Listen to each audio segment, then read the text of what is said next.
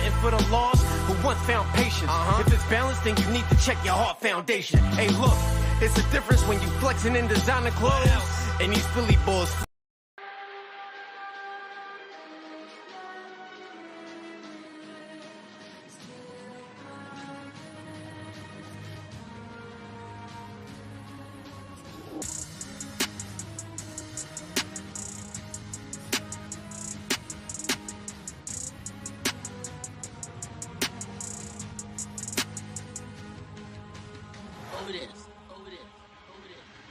Yeah, they don't respect the message till it's blatant, so I'm about to say it clear. Ain't no guessing what I'm saying. I've been high up in the mountains, running miles. I've been training, writing with the hand of God. Now it's fire when I'm raining.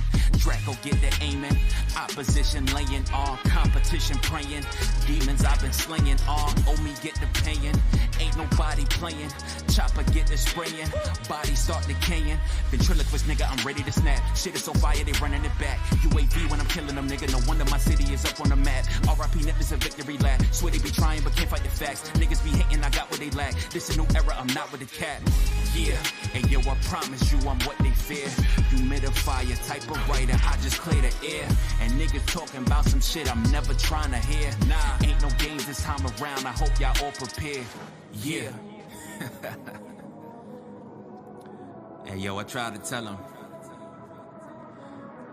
it's just different. Yeah. What they want, this is what they want, what they want, this is what they want, what they want, this is what they want, what they want, this is what they want, what they want, this is what they want, what they want, this is what they want, what they want, this is what they want, what they want, this is what they want, yeah.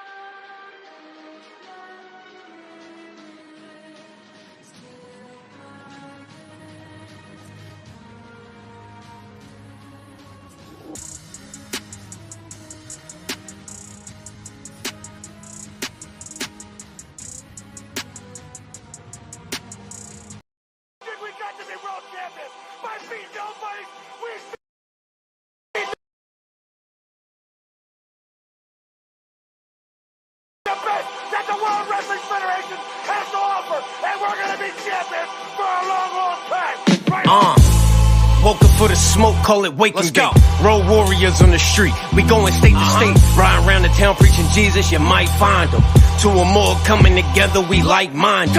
Tasha Kai break every chain, we fight bondage. Right hand feel like a cannon, like Simon's. If it's up, then it's up, we'll be seeing you soon. Tag team, Flo and Prodigy, we the Legion of Doom, let's go. We serve a God who can raise the dead. And you wanna turn against him while you walking on the razor's edge. Young brother, well, it's in your head. You can catch track 1 off the album called The Razor's Edge. Written for the lost who once found patience. If it's balanced, then you need to check your heart foundation. Hey, look, it's a difference when you flexing in designer clothes and these Philly boys flexing like the Steiner Bros. Keep the faith cause the devil, he can't stand it. Gotta stay sturdy through the damage. The odds are 10 to 1, well, I'll manage. Got Christ, boy, that's the advantage. Had a harder time ripping off a bandage. If you ain't talking truth, keep your faith. Yeah, never turn my back to a God who was able. Nah, never moving dolo, but we battle in pairs. We done turned CHH to tables, ladders, and chairs. Brody. I'm buried alive, but we not even scared. Nah, we gon' preach Jesus till we caught up in the atmosphere. For real, we out here in the mix, you ain't never there. Never. Only one can stop me is the man staring back from the mirror. So I'ma reach the one, but I'ma play it smart. Devils on the prize, using poison darts. I'ma own my part and take it to the street. Christ's death and resurrection is the message that we preach. We stand for the real, that's FTR. Street prophets where the dark is and Montez Ford. Road warriors, we born for the Lord. I probably would've been checking if it weren't for the Lord. Attitude on DX, Flo and Prodigy, we next. flow is polished, we probably demolish y'all weak necks. Fair slow walking, I'ma pick up the pace. Let's go. Put the pressure on the enemy. You flexing right next to me.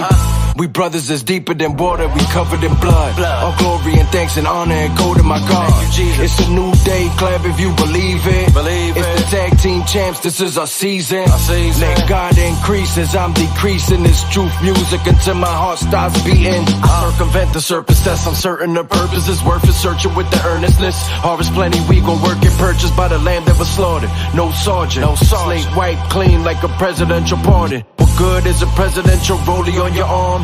Money in your mattress, you can't take it when you gone. I hit rock bottom, but arose as the people's champ. Q and Prodigy got more bars than a penal can. What is the tag team? Hit the Ford Nelson, make it hard to speak. Took this out to NY, Philly bringing Harlem heat. The way we spazzing, you would think we do this on the day-to-day. Hire us, we'll handle the fade, they call us APA.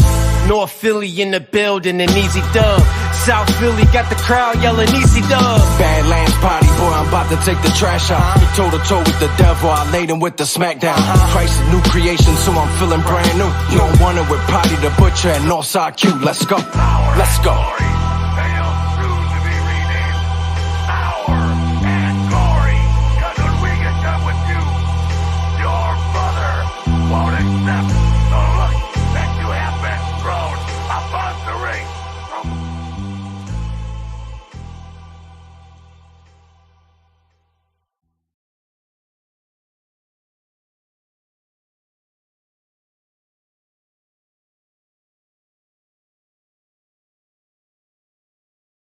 How do you think we got to be world champions? By beating nobody, we beat the best that the World Wrestling Federation has to offer, and we're gonna be champions for a long, long time.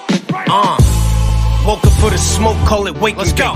Road warriors on the street. We going state to state. Riding around the town preaching Jesus, you might find them. Two or more coming together, we like-minded.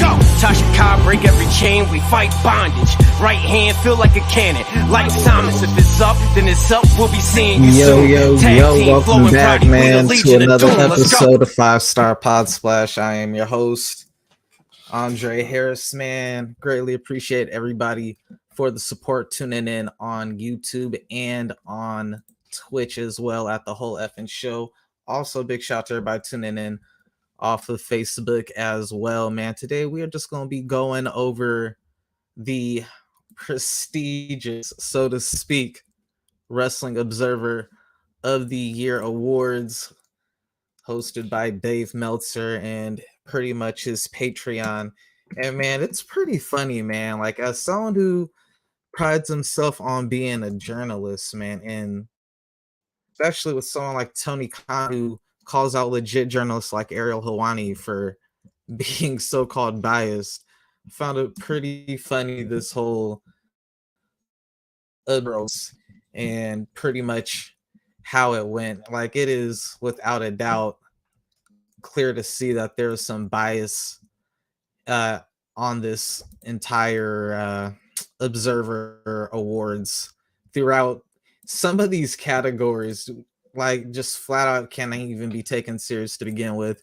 If someone even said some of these, man, like you couldn't have a ceremony on television with some of these categories, because whoever would go up there to receive it would just pretty much smack Dave Meltzer in the mouth, because they're so disrespectful, man. Just shows his pure bias just off some of the categories, just off top, just as soon as you get started on it. And man, it's just is what it is, man. But with that being said, man, we are about to get into it, man. Make sure, if this is your first time tuning in on YouTube or on Facebook, to hit that follow button. It is greatly appreciated. With that said, man, let's get right into it, man. Of course, we are talking about the 2022 Meltzer of the Year Awards, and I probably should have not went live so quickly, because I don't even think I shared my I don't think I shared my live in my like social media sites yet, but it's all good. We're just gonna go ahead and get rocking anyway.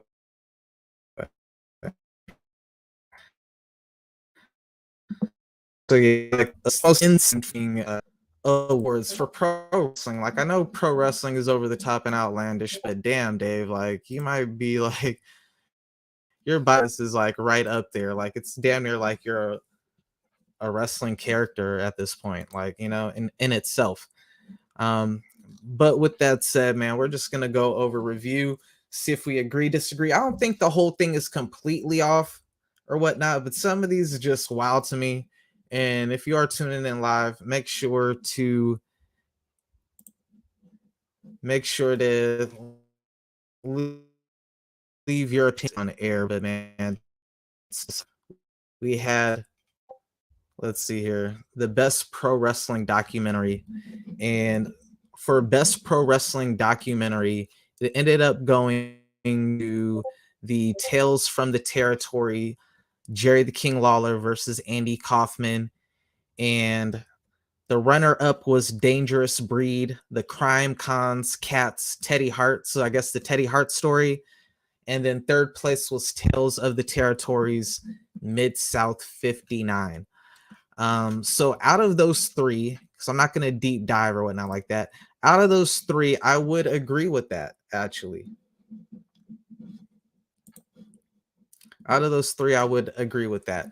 On the other hand,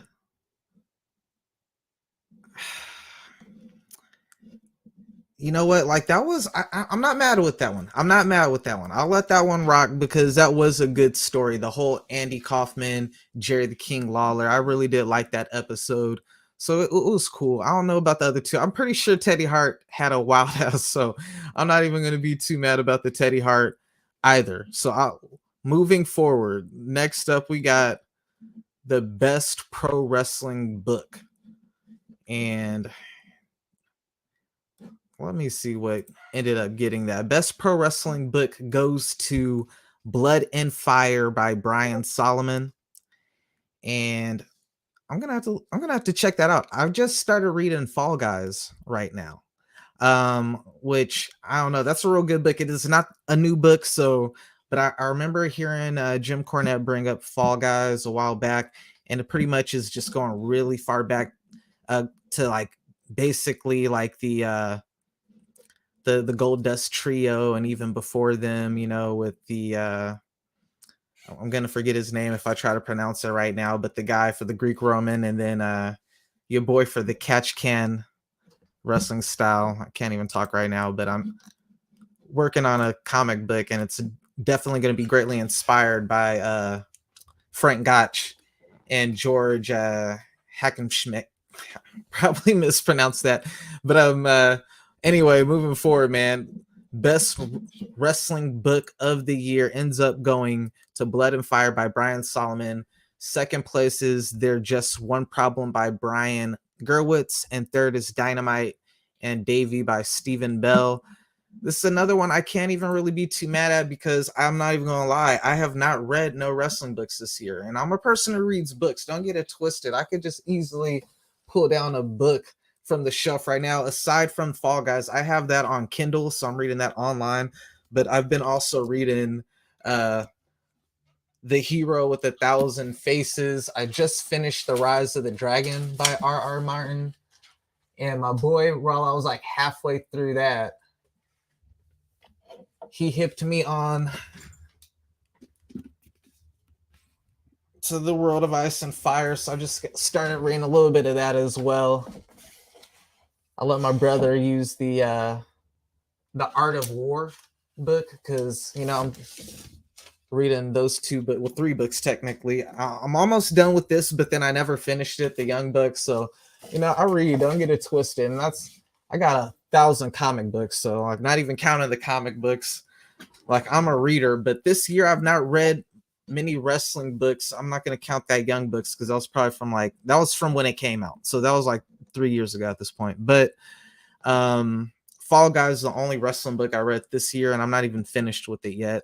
So I can't even debate that or really have any comment out. So I might just actually go back and look those up and check it out. I'll take their word for it on that one. Surprisingly, that might make me a hypocrite later on. But all right, going forward, best gimmick. Oh man, This one, and you know, I got on a Bobby the Brain Heenan shirt, so there's no biasness. You know, that's old school. Rest in peace to Bobby the Brain Heenan.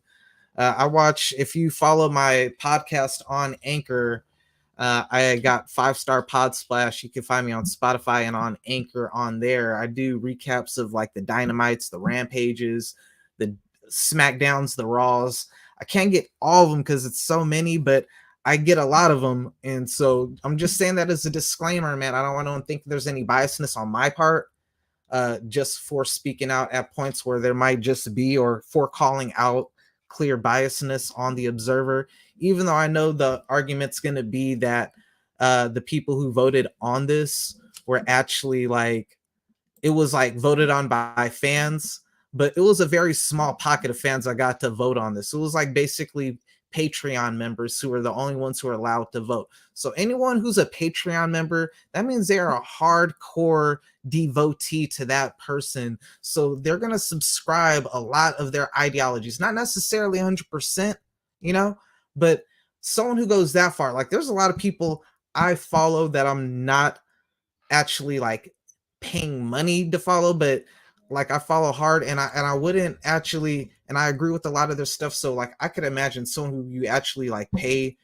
like to follow. Like there's a few artists that I do that with just because like I got like a lot of my style from them.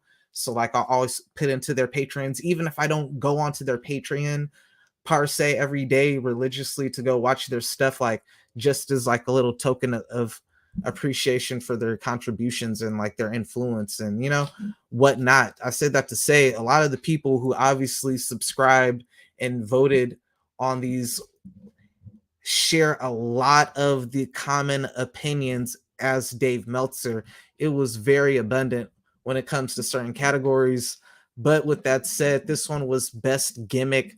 Best gimmick was Sami Zayn.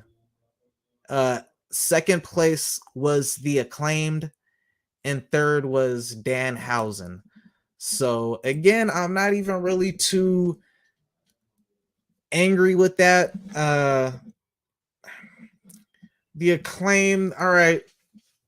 Best gimmick. When you put the gimmicks all together, like I guess it depends on the criteria, man. I can't even say that's too like over, like I can't even complain with that. I can't argue with that. Sami Zayn was definitely scorching hot, so I'm not even going to trip off Sami Zayn getting the nod for that one. That's like one of the rare ones, I guess, that WWE got, probably to try to show that they're not biased, even though they clearly are. But Sami Zayn was undeniable to a certain point. You could argue for certain people, but they're not even on here. The Acclaimed had a great year in 2022, so I could definitely give the nod to The Acclaimed as well. Danhausen, like, I don't know, man. Like, what is Danhausen really like? Danhausen's had the same gimmick for a while now, so it's not really been something new within the year that's really differed from the previous years for me to say he got the best gimmick. And he hasn't really been wrestling too much either, you know? So, like, it's kind of hard for me to really even have Danhausen in the top 3 of the best gimmicks, man. For me personally, The Acclaim, I guess you can make that argument. They remind me of like Enzo and Cass from back in the day. I don't know, very best gimmick, just the whole tag team. Well, the Scissor Me Daddy thing. You got people singing that, so like I could even get on board with that a little bit. All right, so like I'm not even gonna knock The Acclaim. I'm not gonna knock Sami Zayn, but Danhausen at number 3, I wholeheartedly disagree with that, man. You could probably put him in the top 10, but again, like what has he really did different this year? Like what has he really did that's like, and he's hardly ever really featured. When he is featured, he's more so like the person outside at ringside, like causing a little distraction or whatnot. And I like Danhausen. He is entertaining, but a lot of his stuff is like on YouTube or whatnot. It's not really on television to warrant the third best gimmick. I don't even think he's the third best gimmick in AEW if we're going to keep it a buck. You know what I'm saying? And that's no jab to Danhausen. I know he's over for what he does, but I just don't know. I think it's a little bit too much best gimmick number 3. I don't know. Next up on here, man, let's see. Oh, there was one I missed, and I guess that was the worst gimmick, which went to Maximum Male Models. Second place was Uncle Howdy, and third was Kip Saban. I 100% disagree with this one. Because all three of them, their gimmicks aren't bad, bruh. None of them. I disagree with all three of those. Did Uncle Howdy kamikaze off the top of the rafters? You know what I'm saying? Into the little crash pad. Yes, but all the little promos and everything. The story with Bray Wyatt. While I'm not a big fan of the Mountain Dew matchup, like all their promos and stuff like that. Outside of this very last one on Raw, where he was doing like the forecast or whatnot, like I'm on the fence with it. I'm not gonna say it's the worst gimmick per se. Like I really got to put some time into that, but to even have an award for that is just ludicrous because no one would accept that. Like why don't you go and hand that award to them directly, personally? You know what I'm saying? Just you know what I'm saying? It's like being like tough online right there. You know what I'm saying? It's like and the fact that so many people grouped up on that, it's like, man, it's like a little cyberbully right there. Like let's all gang up and like collectively crap on this person. And I know everybody has their own little reviews and everybody personally, you know, takes jabs and whatnot. So fair game. But it's just like, bro, like you would not, none of you, and a lot of us are fans. Let's just keep it real. We're all wrestling fans. If you ran into one of these wrestlers outside of, you know what I'm saying, the event, if you met them at the event, if you saw them at like at a restaurant or at a grocery store or something like that, like you probably want to take a picture at the very least. You probably want an autograph or something like that. You wouldn't be over here talking about how they the worst wrestler, they got the worst gimmick. So for you to do that, it just kind of showed your biasness. It just clearly out the gate start to show like, all right, you kind of like crapping on your own credibility a little bit when you do that. You know, when you put categories like that, disrespectful categories like that. But moving forward, next up, we have Promoter of the Year. And man, this one is going to go to Tony Khan. TK. And you know what, man? Like, all right, so for counting 2022, what is the biggest story that really came out of AEW? It was nothing that actually happened on television. It actually happened at the fallout of a pay-per-view that CM Punk reclaimed the world title, and in doing so, knew he was injured, knew he was going to be out for several months. So he said, you know what? I'm going to air my frustrations. And he went on a tirade, ripping into pretty much everybody that he worked with into the company. That was their biggest story, WWE. And I'm going to be, the show's no biasness. Because honestly, the two biggest stories were outside of wrestling. That was AEW's biggest story, just like WWE's biggest story last year was Vince McMahon stepping down due to the lawsuits. And we already got the biggest story for 2023. No matter what happens, it's Vince McMahon returning from that retirement 1 year later, fired people to get back his power, basically holding the company hostage. So we already got story of 2023 on lock. But for 2022, fair game, they both had that. But outside of those two things, what's the biggest story? Clearly for WWE, it's the whole bloodline, which has been an entire year pretty much of story. Non-stop, consistent, good story, great build, great reactions, whatnot. For AEW, the biggest story was, and unfortunately wasn't for a long period of time, but the best story undoubtedly was MJF and CM Punk. After that, the best rivalry, arguably, the FTR and the Briscoe brothers. But there's really been no character building in AEW this past year. It's just been a lot of matchups for the most part. While there's been a lot of in WWE, aside from Vince McMahon stepping down, which really left a lot of things go into motion. Triple H come into power. Shawn Michaels taking over NXT. Say what you want to say about it. It's not my favorite by any means, NXT, but I will say it's starting to grow on me. At the same time, when you look at everything going on in WWE, the people who got to come back, and some of them aren't where they were before. A lot of them aren't where they were before because you probably weren't able to get back everybody that you lost and whatnot. But what I will say is there's been a lot more development. You've brought a lot more prestige back to the United States title, to the Intercontinental title, to the women's titles. When you look at the prestige of the titles and how your titles have been handled, every one of the titles in WWE, it shows that it's been better booked. And we're not at Booker yet, but we're talking about promotion of the year. So if we're talking about, all right, that was for booking. Promotion. So first off, let's go to the promotion breakdown for promotion of the year.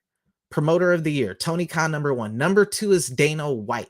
So you mean to tell me in a category that had Dana White featured in it, you're mean to tell me that Tony Khan is a better promoter than Dana White? As ludicrous as it was to say he's a better promoter than the people at WWE, whoever is head in charge that you want to say is, however you feel about the week-to-week television or whatnot, or the segments that might hit or miss from time to time, or how much in-ring time compared to promo time, which you do need to have both, by the way. Maybe there is too much of one on WWE, but where there's not enough on AEW, as vice versa. But dude, like, if we're talking about promoter of the year, you have to base that on the promotion itself and what it's doing, like how successful it is. If we're talking about success, then Dana White, hands down, the UFC has been dominating. There's more people are tuning in to the UFC than boxing, pro wrestling nowadays. And a lot of the stuff they've taken from pro wrestling, you know what I'm saying? They've taken a lot of the building up, whatnot, and they've used it to build their stuff. And not to mention, he also got Power Slap that came out. So like, to say Tony Khan has been a better promoter than Dana White, that is nuts. To say he's done a better job this past year in 2022 than WWE when Triple H has came into power. You've had all these people, like I said, you've brought back the prestige. Look at how the titles, the prestige of all the titles, they actually mean something, bro. The most prestigious title, the title that's been best book in AEW is the TBS title. The second, it's kind of hard to even say. Really, that's the only belt that's really been properly utilized out there. The women's world title was a catastrophe. You had Thunder Rosa, who got injured around the same time as CM Punk, but she did not relinquish her title when CM Punk did. She held on to it, held that women division up in limbo for the longest time. Not to mention how strong Jade Cargill's run with the TBS title has been with the undefeated streak. It already meant more than a title that is constantly, frequently changing hands of the opponents, you know? So your mid title has been booked higher than your so-called world title in the women division. So you already got your women division titles, the prestige backwards on that. Then when it comes to the men division, you had the whole debacle with CM Punk. He goes off, does the whole little thing, gets injured, loses the title. You have an interim title. He comes back, gets squashed. Then they have a rematch. He wins the title back. Then he goes on a tirade after at the post press conference, gets stripped of the title. Then it goes back to the guy who he just beat soundly. You know what I'm saying? And then after that, it's just switching hands again. And then since MJF has had it, he's only had like 1 or 2 title defenses of it. I can't recall if the Takeshita was for the title or not, but the Ricky Starks matchup, outside of that Ricky Starks matchup, you haven't really had much of a run with it. The whole had a rough start to the storyline with William Regal being there and then being gone and whatnot. Like, so you really haven't had no prestige with the triple titles. You had the same thing happen. So it's like, how do you really say this is like the promoter of the year, especially when they have the lowest ratings out of the big 3? We're not even going to count New Japan, Ring of Honor, or Impact, MLW, GCW. No disrespect to none of those. But when we're talking about promotion, we're talking about who is selling tickets, who has got the most eyes on them. That's what matters when you talk about promoter. We're talking about production. You know, like, so like, in that regard, that just shows a clear biasness. They are, it's almost like it's almost rare that they get over 1 million. So and I want AEW to succeed. So don't take this as me hating on AEW. You guys know I'm a fan just from watching the 5-Star Pod Splash over on Anchor and Spotify. I review weekly episodes of Rampage and Dynamite and the pay-per-views. And I got the Bleacher Report, got dang near pay for all the pay-per-views. And I know websites you could go to and watch it for free, but I always pay and watch it for pay my money to support AEW because I want it to succeed. But at the same time, when I see Tony Khan over here talking about unbiased journalism and going at Ariel Helwani, you know what I'm saying, just for calling things right down the middle, because when he was interviewing you and interviewing MJF and everything, it was okay until he had something negative to say because you started dodging his questions when you decided you want to go on the show. Instead of bringing another talent on the show, you decided you want to be the one shown on the show. And then when you got on there, you basically want to give us like a wrestle recap summary of what's going to go down. And instead, he got frustrated with that. So you went after him for biasness. But promoter of the year over Dana White? Over Triple H? What are we doing here, man? I don't literally mean I've got to kiss your bottom in front of all these people. Yeah, his bottom, his bum, his butt. That's exactly what I mean. I mean, like, yo, man, I'm just saying, bro. Next up, we had Best Booker. Surprise, surprise. And this is everything I was just talking about. Your titles, the only title that really means something in AEW at the moment is the TBS title. Because Jade Cargill's been the only person properly presented as a champion, a fighting, defending champion. She's been protected. And with the other titles, there's been injuries to where there's been, you know, interim titles and too many title switches, just like we saw with the tag team titles with the Gun Club. Like, no one thinks the Gun Club is the best tag team in AEW. There's several tag teams that are clearly above the Gun Club right now. So putting the titles on them, I mean, you know, like, I understand you're trying to give them a push, but it does not mean that they're the, you know, like, and it does not help it doesn't help the legitimacy of those tag team titles or the run or their prestige, so to speak. So to put Tony Khan for Best Booker again, when there's been no character development, no storylines, a lot of the titles, there's been just too many, you know, switches like out of thin air with no real build, payoff, or anything to it. It's kind of, I don't know, man. You know what it sounds like to me, man? It sounds like, Go ahead, kiss my ass. sounds like Tony Khan wants Dave Meltzer. It sounds to me that Dave Meltzer has to do this to stay in good gracious with Tony Khan. What it looks like to me is like the biasness is clear. I mean, you have one company that the executives named a move. 2 out of 4 of the original executives named their finisher. So half of their original executives named their finishing move after this guy. They show him a lot more. They acknowledge Dave Meltzer and his opinion by far more than the WWE, who a lot of times doesn't even really consider Dave. You know, like you see Dave Meltzer at the AEW press conferences, whatnot. And I'm not certain if I've seen Dave Meltzer at too many of WWE's press conferences. A lot of time you see like, you know, like journalists like the you know, like the Tribune and stuff like that, instead of like or Sports Illustrated, stuff like that, then, or the Wall Street Journal, then Dave Meltzer and Brian Alvarez at a WWE press conference as opposed to an AEW.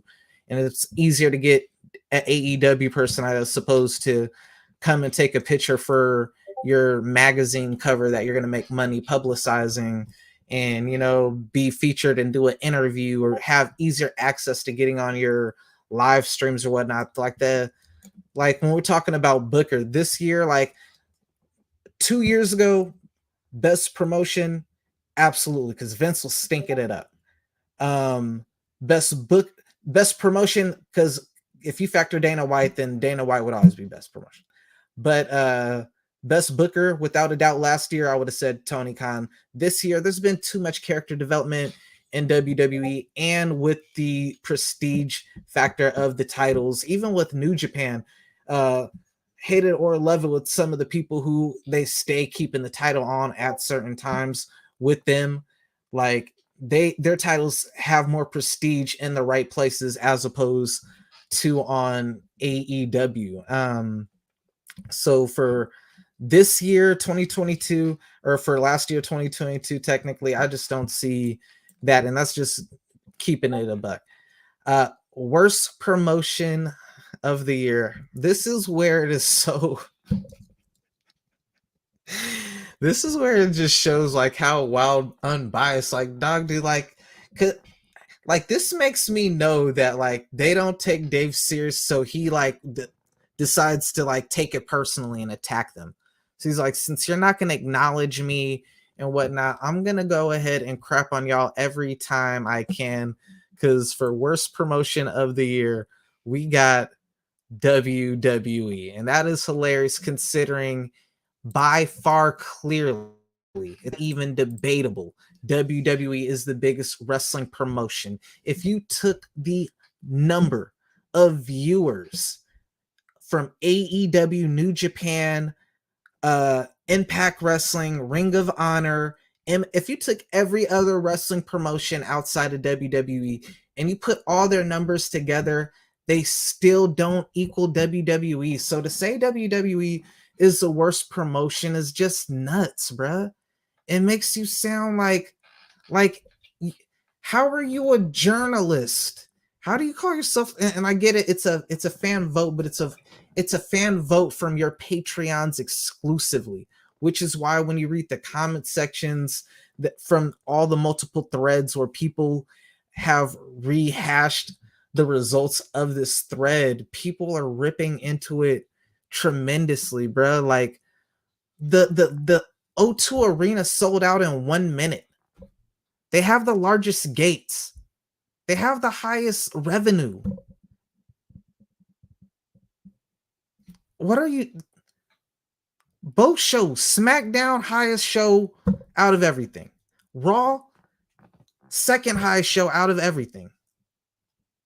After you have to take their main two shows out of the equation to even factor in the other shows, bro.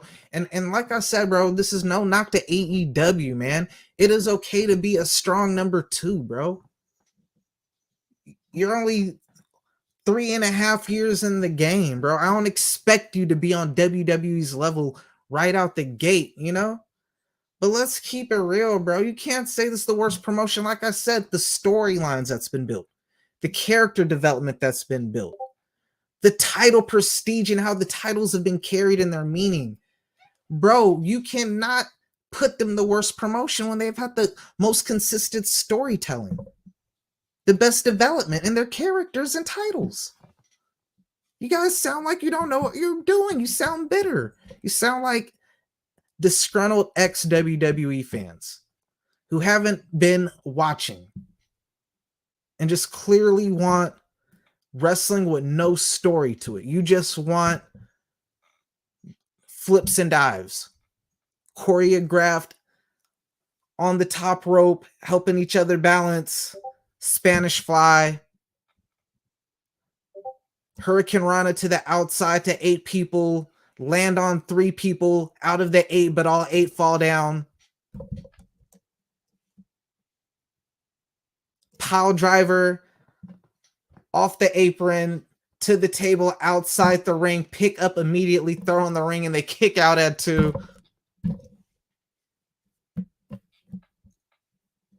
That's what you're basically telling me with that. You're telling me you don't want no psychology, you don't want no story, no build, no logic.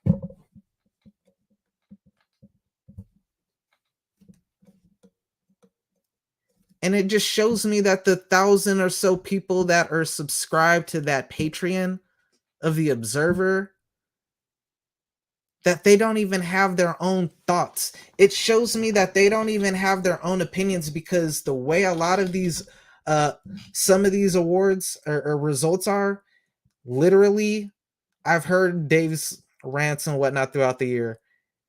They are so on point with his that it makes me think you guys don't watch. You guys are really just listening to his tweets or his reviews, and you're just running with it.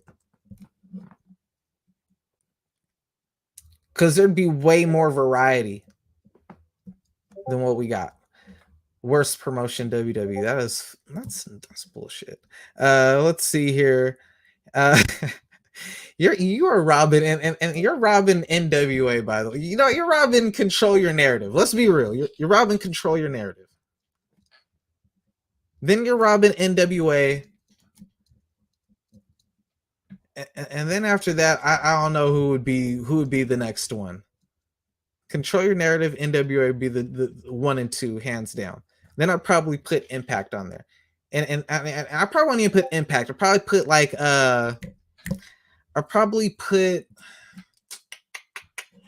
what was that one that used to be up on there? And I'm not even gonna say MLW because they're even doing good. And I'm not even gonna say GCSW, but there was that one back in the day Keith Lee and them used to do. It's one of those independent that got kicked off this show. But bro, like, come on, man.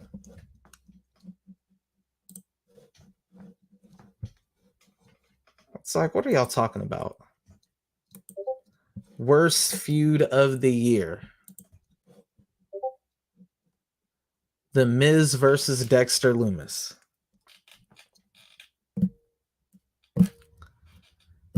The runner-up was Ronda Rousey versus Liv Morgan.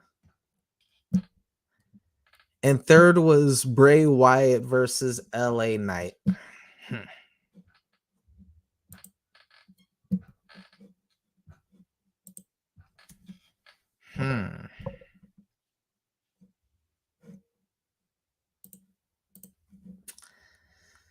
It's a tough one.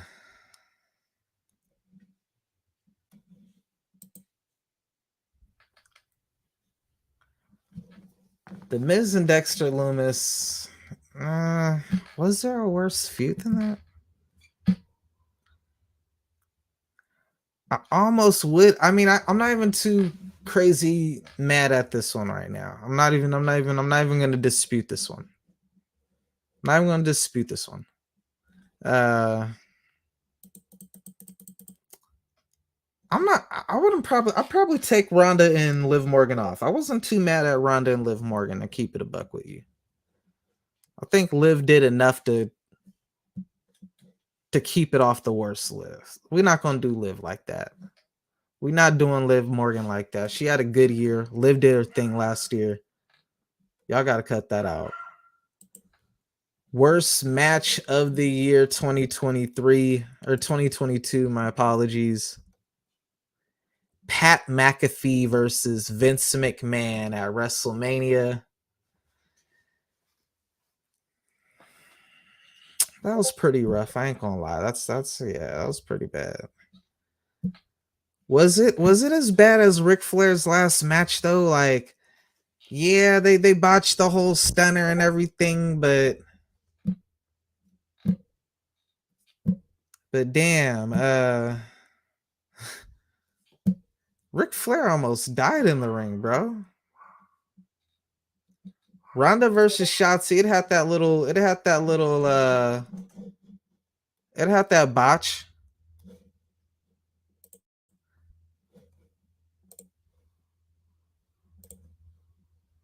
Oh, I'm bugging.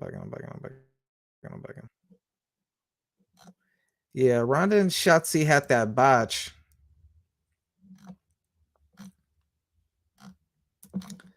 But I don't know, man. I think Ronda and Shotzi did their thing, though. I mean, no. I'm begging. I'm over here trying to adjust my thing, and it's got me talking crazy over here. They definitely didn't do their thing.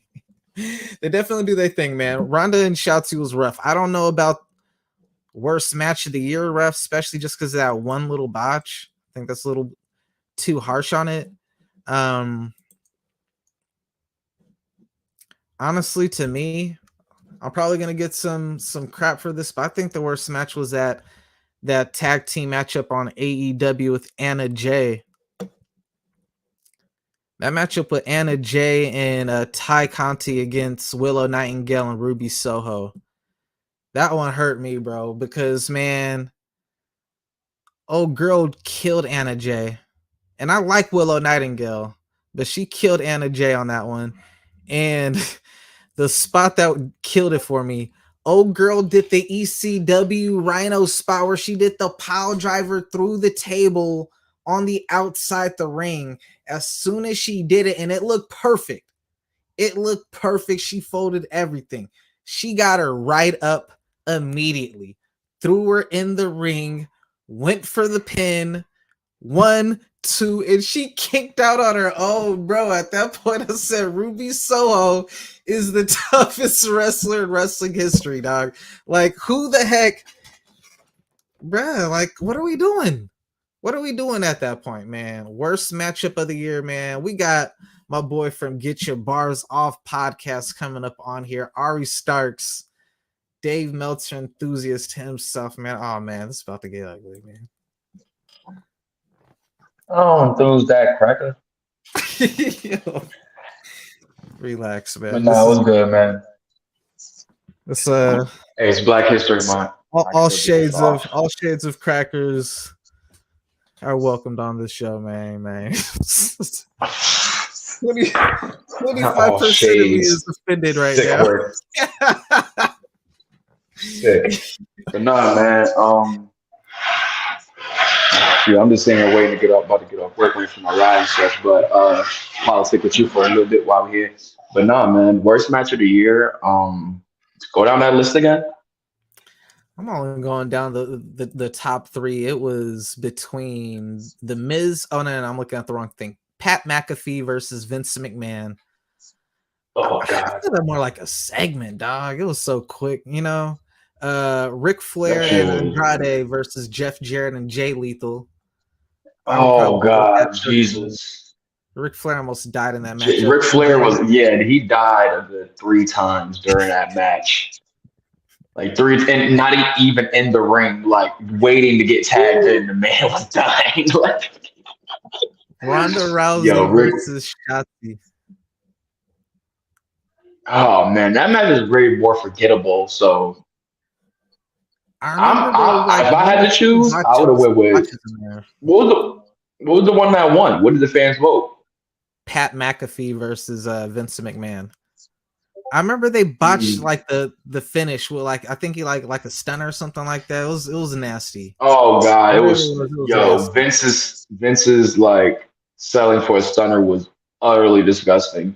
I don't know who was worse, him or Flair, bro. Like it's really neck and neck for me for that shit. But the people chose they went with Vince. Bro. It was uncomfortable watching Flair, bro. Like the Vince was like quicker. Like it was uncomfortable too, because like it was damn near like he broke his legs again. Like came into that Royal Rumble matchup, the way he fell down, it was nasty. And it don't even look cool like how he did in the 90s, where it's like, oh, this old dude is jacked. No, like this old dude needs to sit down. Like, yo, nah, that shit was disgusting. I mean, the people chose right on that one. Yeah, I'm not gonna go too hard with that. Yo, this next one, man. What are we doing? Man? Worst television show. And reminder for people that's listening, this is all 2022. You know what I'm saying? But even with that, some of these in February, dog. It ain't been. Yeah, I'm about to say some of these choices are a little head scratching. You know, like worst television show was Monday Night Raw, I believe. Monday Night Raw, worst television show. Like, okay, I can understand that if we talking like top half of 2022, SmackDown's getting all the energy. You know what I'm saying? Cody ain't even there yet. Seth is trying to hold it down as much as he can. I won't say the worst though. Like it was getting a pinch better, but I'm not gonna lie, Dre. It was times where it's like I was not even watching the show. That's how bad it was at a point. Raw. I mean, let's keep it a buck. Like once Vince left, I don't think 180. there's nobody. Whether you're an AEW fan, whether you're a WWE fan, whether you're a fan of New Japan or something outside of the big two, you don't watch it 100% of the time. Like, it's just because it's so frequently, I feel like, especially if it's AEW, WWE. Like, I've been trying to like go back and recap these episodes, and man, it's like twice a week for just AEW and WWE. So if you're a fan of both, like myself, you're watching 4 days out of 7. And then if there's a pay-per-view, you're watching 5 days out of 7. Like, it's a lot to consume, like, so like with Raw, you got to give it a little bit of a cushion of like, all right, I'm watching 3 hours. Of course, I'm not going to be able to watch 3 hours of it, but as of late, bro, it wasn't even, that shit was just boring, bro. Like, everything you say is very true, but it's hard to watch 3 hours of anything. So yeah, you do have that working. That's not, if it's good and it's entertaining, you'll be there. That's why SmackDown, given that they're 2 hours. I've been more and more watching Raw, like almost damn near the whole way through. You know what I'm saying? That's a big jump. And that's something that, like, again, like, where just this past year, if we were talking about Booker of the Year 2021 and Booker of the Year 2020, hands down, when it was Tony versus Vince, and I guess that's where I got to really go back and look at, because that's where I can't really fairly gauge, to be fair, on my part. I can't recall when there was the switch from Triple H to Vince McMahon last year.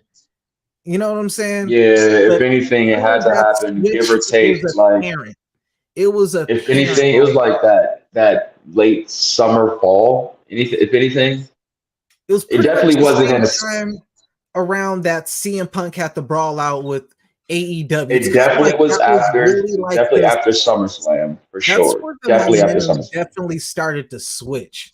You had. Oh, that's what it was. It was like Raw Survivor Series time. Everybody said that was like, or no. Clash at the Castle. That was like the changing of the guard. And I believe that was right before SummerSlam, because I believe like SummerSlam was supposed to be, it was supposed to be Triple H's first SummerSlam of his own, and it had that Brock Lesnar Roman Reigns, which was lit with the whole track. You sure that was the final Vince McMahon? But I thought that was Triple H's first. Or no.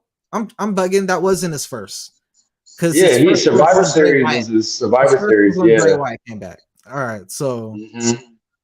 So that was still even see, but that's kind of late. That's kind of late in the game. That's you talking give or take. Nah, Bray came back for Survivors. No, Extreme. No, he came back. He faced LA Knight in Extreme. No, it wasn't Extreme. No, it wasn't Extreme Rules. I'm not talking about when he first wrestled. Just when he first. When he first came back. Triple H was in charge a little bit before then, but that was like his first that had to be, you know what I'm saying? Give or take. And this had to be between Clash, Crown Royal. Oh, yeah, Crown Royal too. So this had between Clash, Crown Royal, and Survivor Series. So you're talking like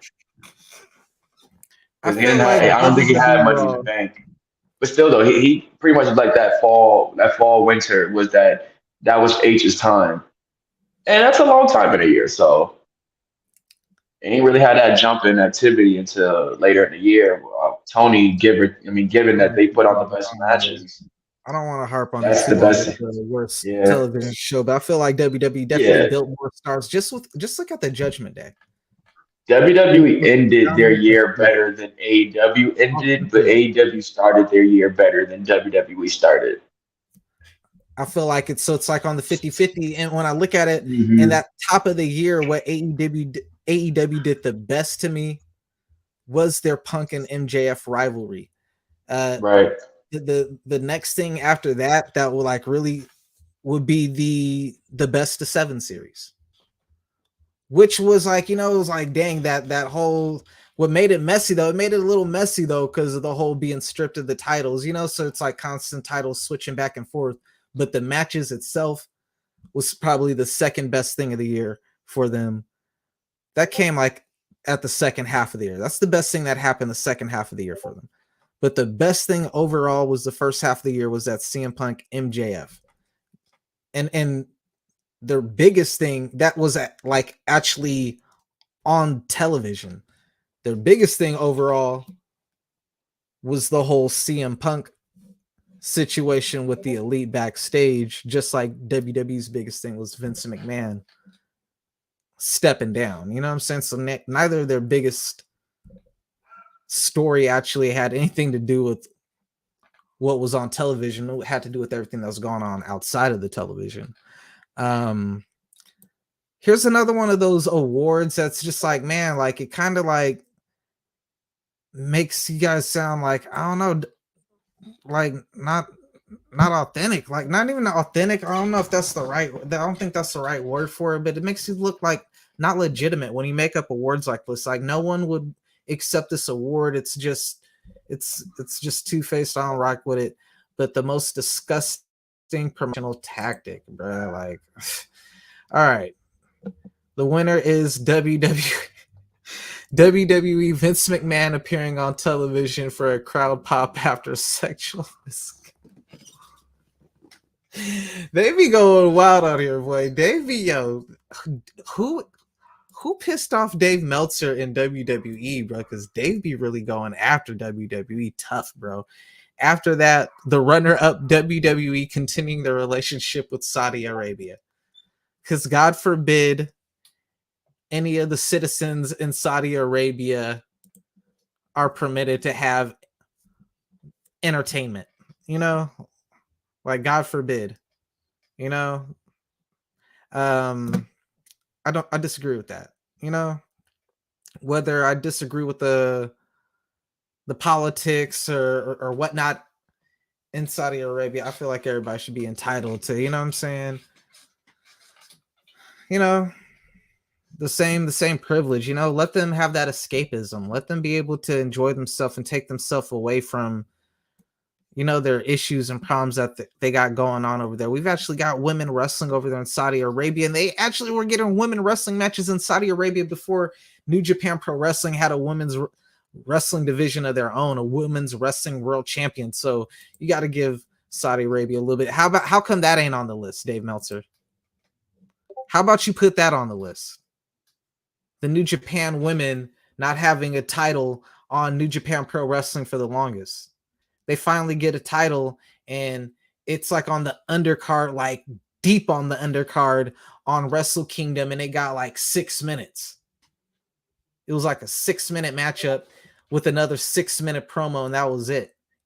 And it still ended up being the second most talked about thing in the entire night over your main event. The most talked about things of Wrestle Kingdom was Kenny Omega versus Will Ospreay, and then Sasha Banks' debut after a 6-minute match. How come you don't talk about that? Biasness, that's why. Next up, we got Best Wrestling Maneuver. Best Wrestling Maneuver goes to Will Ospreay with the Hidden Blade. So basically like the diving pimp slap. And sometimes they'll do it from the front, sometimes they'll do it from the back. Pause. I didn't really think before I spoke right there. Pause. But yo, I'm not too mad at that. I like that move. Will Ospreay's fire. I ain't gonna lie. That is fire. Second, Hangman Adam Page buckshot lariat. You mean Paul Logan buckshot lariat? Because everybody be saying Paul Logan got the better buckshot lariat. He been knocking people's head off. He's more athletic than Hangman Adam Page with the buckshot. He said, "Look at me. That is my move now." But nah, on all seriousness, buckshot's all right, but second best move. Here's crazy. All right, this must be, and it didn't say best finishing move, because that's something that really be killing me. There are a lot of wrestling moves that aren't even the finishing moves that are better than the actual finishing moves in these matchups. A lot of times you'll watch these wrestling matchups where they're killing each other, doing several moves throughout the matchup that are more impressive than the actual finish. So I really don't understand how the top three are all finishing moves that, again, Will Ospreay, he is notorious for doing moves throughout the matchup that are more impressive than the Hidden Blade. The Hidden Blade's dope too. I rock with it. But he might do one or two moves, I'm just saying, that are better than it. Adam Page, same thing. He got one or two moves throughout the matchup that he's going to end up doing before he hits that final move that are going to be just as impressive as the Buckshot Lariat. And there is some dispute that your boy Logan Paul is right on par with him with the Buckshot. Kenny Omega, you know, we have to give Kenny some type of mention up in here. Third place, Kenny Omega, One Wing Angel. Come on, man. Really? All right. Okay. I like the V trigger better than the One Wing Angel. I ain't gonna lie, bro. The V trigger, and there's so many variations to it, but okay. It is what it is. Next up, worst major wrestling show. And I think we might already did this one. The WWE Royal Rumble. Are we talking about this last one that Cody won? And if we're not talking the one that Cody won, who won the year before that? I can't even recall at the second, man. Elimination Chamber after that. Are we talking about the one with the bloodline? Because that was a great story. That story was incredible. So I guess it depends on which of the two we're talking about here. GCW, the World, whatever, World War. I guess, man. NWA ain't got the worst wrestling show, like for real. Like, let's be real. These WWE worst major show, like, I don't recall any of WWE's pay-per-views the past year or two being like totally trash. You might have something on there that's bad or trash or go to the bathroom on, but they've had more good than bad, and they've had some really good pay-per-views as of the last year or two, man. That ain't even me trying to be pro WWE or blow smoke up WWE's ass. Of course, they have some shit that's trash on there, but to have those, and especially when those gates probably had way more people who came out to those shows and whatnot, were more successful. Like, again, it just comes off bittersweet. Like, you guys are just drinking the Dave Meltzer Kool-Aid or whatnot. Next up, we got best major wrestling show. Let me see. What is this going to be?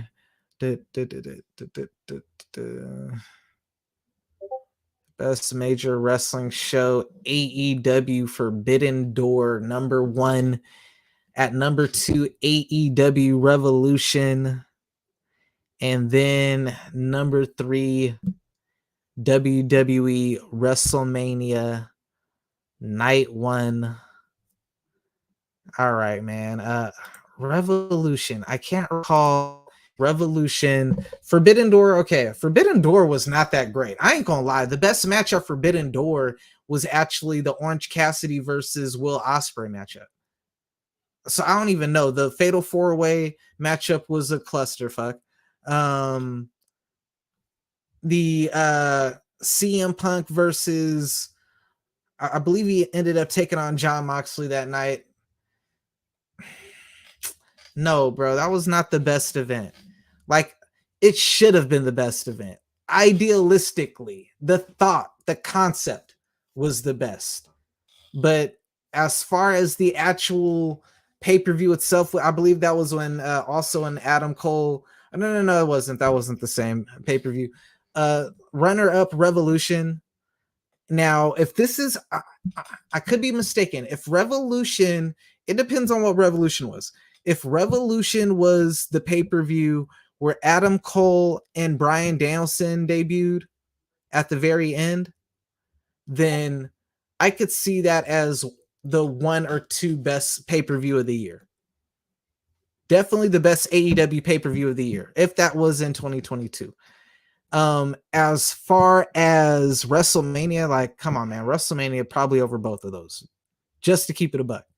Especially if we're talking about last WrestleMania, Stone Cold Steve Austin versus Kevin Owens, Sami Zayn versus Steve-O with Jackass, bruh. Everything that WrestleMania, Seth Rollins and Cody Rhodes, Bianca Belair and Becky Lynch, that was hands down the best pay-per-view of the year, bruh. Like, y'all are just WWE biased at this point. in terms of a show and in terms of revenue gate, people in attendance, record sales, all that. Let's keep it a buck. And I'm not even, and let's take out how many people is there. Just keep it on the show, storylines, the build, you know what I'm saying? The length of it, the flow and whatnot. WrestleMania was a better show probably than anything other than that AEW show where you had the debut of Daniel Bryanson and Adam Cole. And you know what I'm saying? I believe you had CM Punk versus MJF in like a dog collar matchup on that same one. If that's the pay-per-view, I got to go back and I'm just not looking it up at this point. I'm too lazy to. Then I could understand that being one or two. But Forbidden Door definitely was not top 3 pay-per. It wasn't even in the top 3. Forbidden Door was not in the top 3 pay-per-views. If we're counting just AEW, New Japan, Ring of Honor pay-per-views for the year, Forbidden Door isn't even top 3 in itself. If we don't even count WWE, like just keeping it a buck. If you're talking about, and if we're going, and here's where the hypocrisy is, because if we're going, the only way Forbidden Door could be considered the number 1 is not based off the actual wrestling matchups and the show itself, but it's based off of attendance records, pay-per-view buys, views and whatnot. That's the only way you could put it right there. And if we're going based off that merit, then WWE, by a large factor, their shows, you probably wouldn't even have an AEW New Japan show in the top 3. Let's keep it a buck. So like there's a hype. They don't even follow their own criteria. Like if we're going off match quality and whatnot, it's not type 3 if we're going off your criteria of match quality. If we're going off of success as far as people who tuned in to watch it, people who showed up to the event, merchandise sales, pay-per-view buys and whatnot, if we're going off that, then that's another thing in which you're not being consistent with your criteria there as well, bruh. So at that point, when you're not consistent with your own criteria, then it's just a complete biasness, in which point your show, your award has no merit, you know? Next up, worst television announcer, Corey Graves.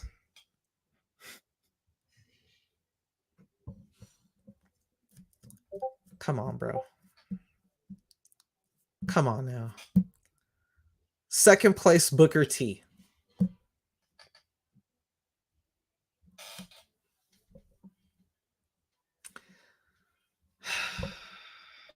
Dig this. Third place, Jim fucking Ross. Are you kidding me? I'm sorry, man. I'm trying not to cuss on here, man. I got to work on that. Jim Ross, really?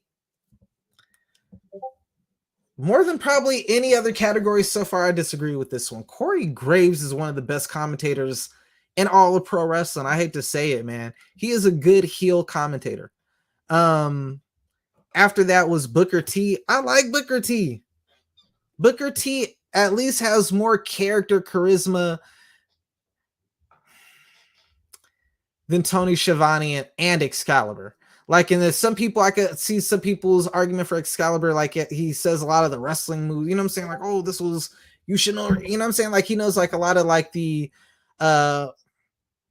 Japanese legends. So he'd be like, oh, like the Fujiwara armbar or whatever. Fujiwara, excuse me for the mispronunciation.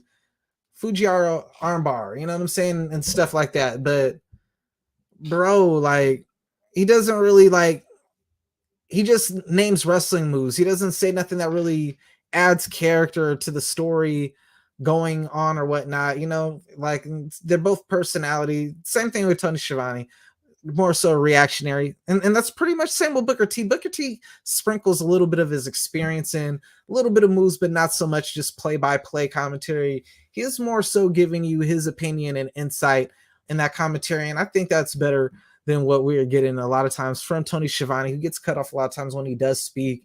He is definitely the least outspoken of the three on the commentary. Even when Chris Jericho gets up on there, he's usually like overpowered up on there to even like, even Tony Khan took a jab at him when taking a jab at Ariel Helwani. So for them, it just shows again, man, Jim Ross is probably the best commentator that they got up on there in some senses. I know sometimes you might say something that might be, because it's constructive criticism. It might be harsh criticism, but sometimes you need that, man. People want to be, talk soft to them and pamper them and everything. But dude, that's not going to get you guys to where you're trying to get to. You know what I'm saying? Sometimes you need to listen to him. And when you guys constantly are not listening to him, then that's when he might call it out on air or whatnot. You know what I'm saying? I'm sure that before he makes mention of these things that he might disagree with, that he's mentioned it to them prior off air, but they just continue to disregard. So there might be a little bit of a issue there, but at the same time, man, JR, man, top 3. This whole worst television announcer it's just ridiculous. Best television announcer. Who is this going to be? Kevin Kelly. All right, you know what? I watch Kevin Kelly on New Japan Pro Wrestling when he does his stuff over there, and I do like Kevin Kelly's. Here's something though. Announcer. These aren't announcers. These are more so commentators. The announcer is like old girl who's Ricochet's fiance, who be like Roman Reigns. Yo, I love her announcing. When she announces, like, this is the 30-man, 30-woman Royal Rumble. She got so much growl and inflection in her voice. She is freaking money. She is top 1, 2, and 3, dog. I can't remember her name at the moment. I believe it's like Samantha something, but she is fire. She is the best television ring announcer. But as far as commentator, which they are having typos on their awards and their categories, bro, because those aren't announcers. These are commentators. But best commentator, Kevin Kelly. Man, I don't think enough people tune in to New Japan. I watch it to this hardcore observer audience. They watch it as well, apparently, clearly. But let's be real here. Best television announcer, Kevin Kelly. I'm not mad at that. I might disagree, but just because they have by far the smallest audience. Okay. Kevin Kelly, not even mad at that. Number 2, Excalibur. If that's your cup of tea, if you like a diet Mario Ronaldo, like Mario without the personality and it's just name and wrestling maneuvers, I don't have him over Corey Graves. I don't have him over Pat McAfee. Like, that's the thing. I would probably put, if Pat McAfee didn't take away so much time and whatnot, I'd probably put Pat McAfee number 1 hands down. But Kevin Kelly, I'm not mad at that. Pat McAfee over Excalibur 100%. Corey Graves I would put over Excalibur, or at least I would debate those two neck and neck. Ian Riccaboni, I don't know. But it is what it is, man. Moving on. Rookie of the year. We got Konosuke Takashita, number 1. I rock with Konosuke Takashita, so I'm not mad at that. Salute to Konosuke. Oh, this is most under. Oh, no. Rookie of the year. I'm looking at the wrong thing. My fault. Rookie of the year, Braun Breaker. All right. He had the NXT title run and whatnot. Second up, William Regal, his son, the son of William Regal. Okay. 3, Don Callis. Oh, God, what the fuck am I? Where's my thing going? Rookie of the year, Braun Breaker, 1. Number 2, Hook. Number 3, Logan Paul. Y'all really gonna disrespect my boy Carmelo Hayes like that. All right. We know Carmelo the OG. Carmelo Hayes is the rookie of the year. Let's it is what it is. But all right, whatever. Braun Breaker, he did his thing. Son of the Steiners. I ain't mad at that. All right, okay, whatever. Moving on. Most underrated. Konosuke Takashita. Next, Chad Gable. And 3rd, Ricochet. I'm thinking people are... I don't think.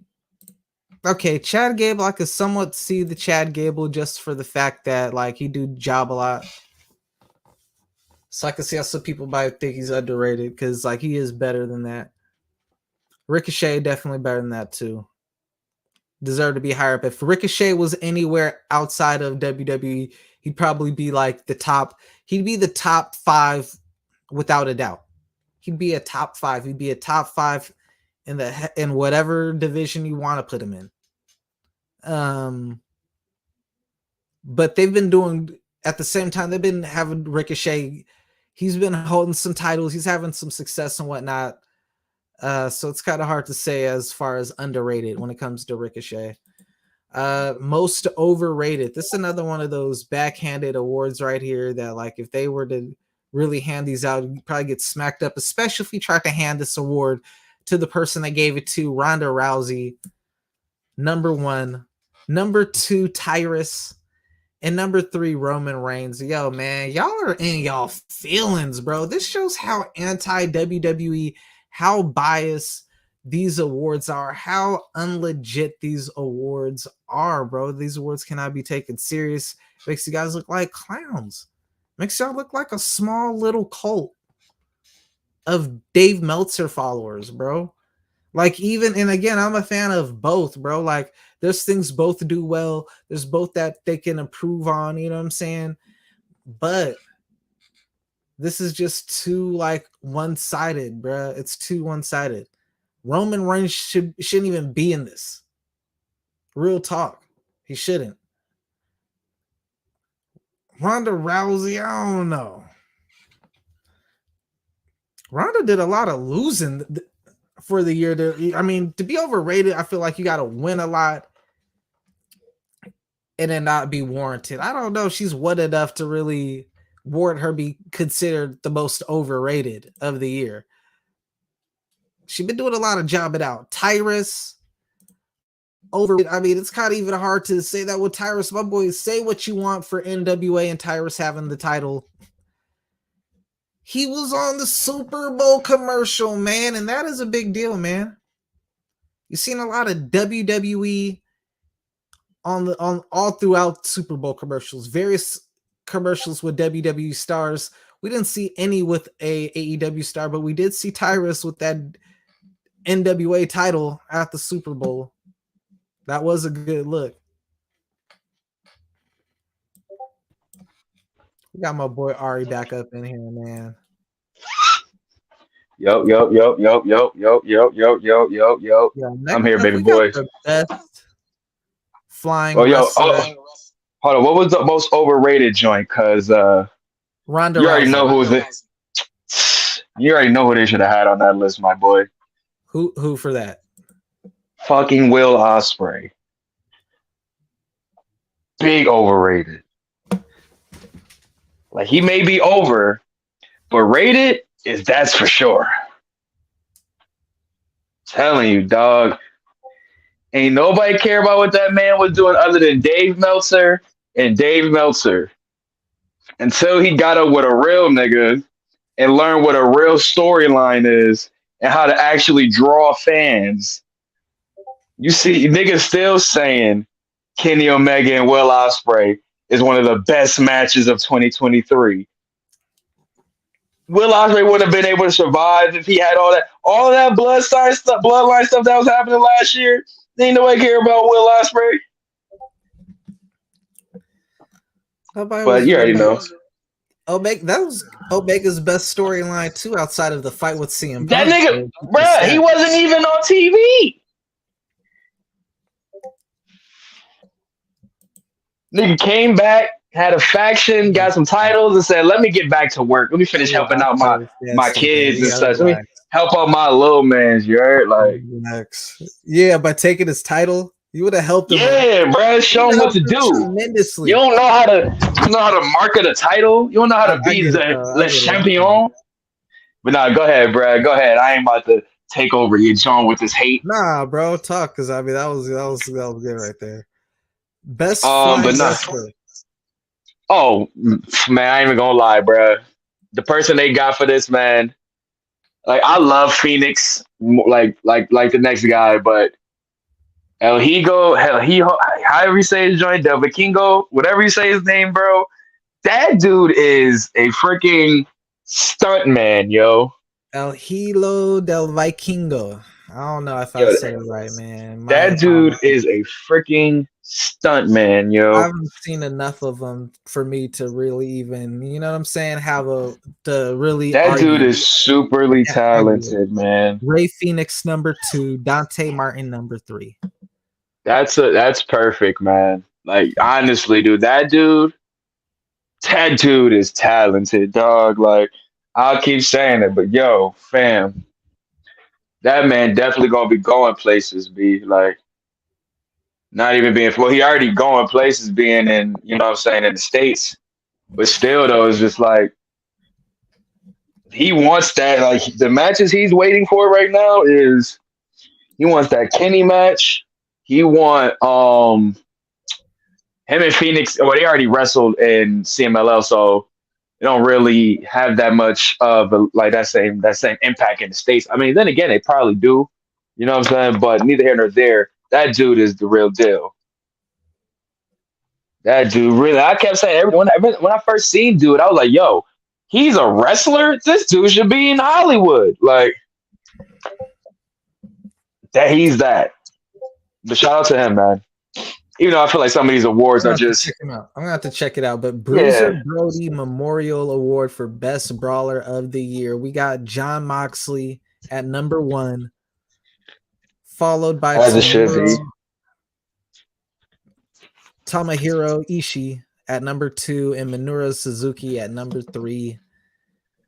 Yo, safe list. I mean. What are we basing this on? All right, so with Jon Moxley, I'm not mad at Jon Moxley. This guy definitely, he can't help but brawl. That's all he does is brawl. Like every matchup, that's his style. Technical wrestler, and it's going to turn into a straight up brawl. So I'm not mad at that. But sometimes it'd be like over the top. Like, I mean, Evil Uno was a brawl. Was like a war. You know what I'm saying? Like, yo, like it don't matter who he wrestles. I like it though, bro. Yeah, I rock with it. But it's every match you know what you're getting. You're getting a straight up brawl with Jon Moxley, but just because he bleeds, does it really feel like it's like as hard hitting as like a Go watch him versus like Gunther's matchups. Nah. Go watch him versus Biff Busick, bro. GCW Bloodsport 2022. Him versus Biff Busick during WrestleMania weekend is a pure example of like why, like you say, he's a brawler, but this dude really just loves that style, dog. Like he just like that's his most freest. From what I'm seeing, I'm not going to take away from Jon Moxley, but I'm saying I would give Gunther second. Gunther's matchups, they feel like, even though he's technically sound in all those categories, like when Gunther's wrestling, whoever he's wrestling, it's damn near like a match of the year to me, but it also feels like a throwback to that old school, less is more. Like, I'm not going to do 1,000 moves, but everything I'm gonna do, it's gonna look real. It's gonna look like that shit hurt, bro. Like, then there's no way he can go over like, Tomohiro Ishii. Tomohiro Ishii like Ishii be hitting hard, but man, Gunther be Gunther. What, bro? Do you remember Ishii versus? Do you remember Ishii versus Kota Ibushi, bro? That is one of the most uncomfortable matches. Ibushi very uncomfortable. Like, we talking 2022. He still give it up like that though, bro. Them hard stiff elbows, lariats, like kicks. It take two it's to tango. Same. That's the same thing with Kenny Omega. Take two to tango. So that's the thing with Gunther. So think about that with Gunther. We ain't seen the same. Gunther has been bringing his style from NXT and from previous to his WWE. But you say it takes two to tango, and that's everything. That's what I'm saying. Yo, don't do that. Don't do that, Andre. Don't do that. Don't do that. Don't do that, bro. Sheamus been putting niggas over. I go like as Sheamus soon as he came out there, he got love, but that matchup put Sheamus back where he was. It helped because if you've been watching Sheamus, not saying that you, but like his Big E feuds, or like when he had the little matches with like a Chad Gable or such on and so forth, it was always like you said a brawl. Like hence where his gimmick is now, the brawler, the fight night. Like that was happening before Walter. Only thing that helped Walter. That helped Walter more than it helped Sheamus. Well, it helped them both, but you know what I'm saying? Like that Sheamus bringing that energy to Walter. Walter needed that because you wasn't getting that with Ricochet and Shinsuke. No, he wasn't on that time. It made me feel like it made the Intercontinental title, since he retained it, it made it start to build the prestige back up. They were good matchups, and it started to show that if you where's been this Ricochet at? Because we haven't seen that Ricochet for a minute. Where's this Shinsuke been at? You know what I'm saying? And they had such good showings with Gunther that it made you realize just how bad they've been utilized for so long. Not that we haven't realized how bad they've been utilized for so long, but it was just like, all right, we're starting to get them back on track. You know what I'm saying? Unfortunately for Shinsuke, it looked like we were still on that road with the whole Noah situation, which he got to do, which was a good look. But after that Noah situation, we haven't really seen Shinsuke since. We haven't seen him for the Royal Rumble or anything since then. With Ricochet, he got the wins over Braun Strowman and whatnot. But after that, he's been tagging with them, and he really ain't really been getting to do too much outside of the spot with Logan Paul at the Royal Rumble, which was a nice little moment for him. This next one, we really got to get rid of this. I mean, I'm not in the Observer, so I mean, you guys got to get rid of this. That's the Bryan Danielson Award. How are you going to have an award named after somebody who is still active in the competition? And of course, surprise, surprise, winner of the Bryan Danielson Award is Bryan Danielson. I mean, it only makes sense. Bryan Danielson definitely been cooking in 2023.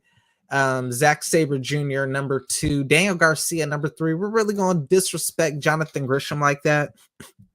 Y'all are so disrespectful, man. You guys are really, that is a wild one, bro. That is wild, bro. You guys are wild, disrespectful. Daniel Garcia number 3. Like, that made me think y'all only watching AEW at that point, bro. That is crazy. I don't even think he's number 3 in AEW. Moving along, I'm not even gonna harp on that. That is crazy. Next up, we got most charismatic. At number 1, we got MJF. At number 2, we got Sami Zayn. And at number 3, we got Roman Reigns. Didn't you guys, these same people who voted on this, like, where's the consistency? How is he most? They just had Roman Reigns as one of like the most overrated. I believe it was. Number 3 was most overrated was Roman Reigns. These same people said the most charismatic. Make it make sense. You guys don't even follow your own logic. As far as charisma, I would put Sami Zayn over MJF. As far as promo, I put MJF over anybody. As far as charismatic, I would put, like, yeah, it is what it is, man. Most improved. This is another one's kind of a little bit of a slap on the face. We got the Acclaim number 1, number 2, Mina Shirakawa, and number 3, Jamie Hayter. Not too familiar with Mina, so I'm not even going to rag on her. Jamie Hayter, I really want to probably say Jamie Hayter number 1, most improved. Kind of tough to say, really. Off the top of my head, like, who's like been the most? You know, most improved, Dominic Mysterio, bro, 100%, bro. Because when you talk about most improved, it means like from going from one to the other, bro. No, sir. No, sir. No, sir. We need to give my boy Angelo Dawkins some love, man. You talk about real improvement. You talk about in-ring, his look, his mentality. this dude has ultimately stepped it up, given the pressure that's on him with this Montez shit. Like Dom got his future already lined up and ready. He just got to meet it. You know what I'm saying? The questions is in the air for what's next for D'Angelo, and he ain't letting none of that phase him. He's continuing to work, and I love that about him, to the point where all the people in like the tastemakers will say of the wrestling world, who definitely like try to say he's a dub after this Montez situation, are looking at him now like, shoot, him and Montez, we would like to see that happen in the future. Definitely. Like, I personally can see them being like a new age version of KO versus Sammy. I could see that 100%, and I could also. I ain't saying copy it, but all of that comes from. I can see it, bro, and I could also see it being one of them shocking things where he ended up getting the title before Montez, and you'd be like, "What? I didn't see that coming." I don't think anybody would see that coming, which would make it great, bro. Not at all. But this is what I've been saying, bro. And I ain't knocking nobody else, bro. That's a great that did work this year, bro. In 22, but man, Montez, Angelo Dawkins he made me a believer in him as a wrestler, bro. Where even when he was in Street Profits, before we even talking this Montez split, like he was the Jannetty. We looked at him like the Jannetty, But over time, he started listening to the people and was like, "Nah, bro, I'm not going out like that. I'm gonna find a way to make sure I'm living good. I'm floating above water." You know what I'm saying? So I gotta commend him for that. Like anybody else that really like improved, if I just throwing some shit out there. Dominic Mysterio, bro. Like yeah, he's the only person. Like for real. And that's character wise, for real. He's improved in a lot of things, like for sure. For him being around like a lot of the OGs like that, a lot of those vets really helped him. Like being away from his father and being away from like some other personalities, I think been the best thing for him. I don't know if the Acclaim would be the most improved. They've been like pretty consistent. They just got over. You know what I'm saying? Bro. Them niggas was, you gotta remember, bro. They were the Street Profits like before. You know what I'm saying? Where like the Street Profits, remember, they weren't together all the time. They just came in the fucking Performance Center, not together. But then said, "Shit, let's get together, make something out of nothing." You know what I'm saying? And that's Acclaim to a T. They made something out of nothing. Enzo Amore and Big Cass 2.0, bro. Same thing though. Like real talk, same thing. Even you can say that for the New Day. Like a bunch of dudes who aren't doing anything come together with some ideas, and look where they at now. Feud of the year. It usually works. Oh man, feud of the year. I mean, real talk, bro. If it ain't,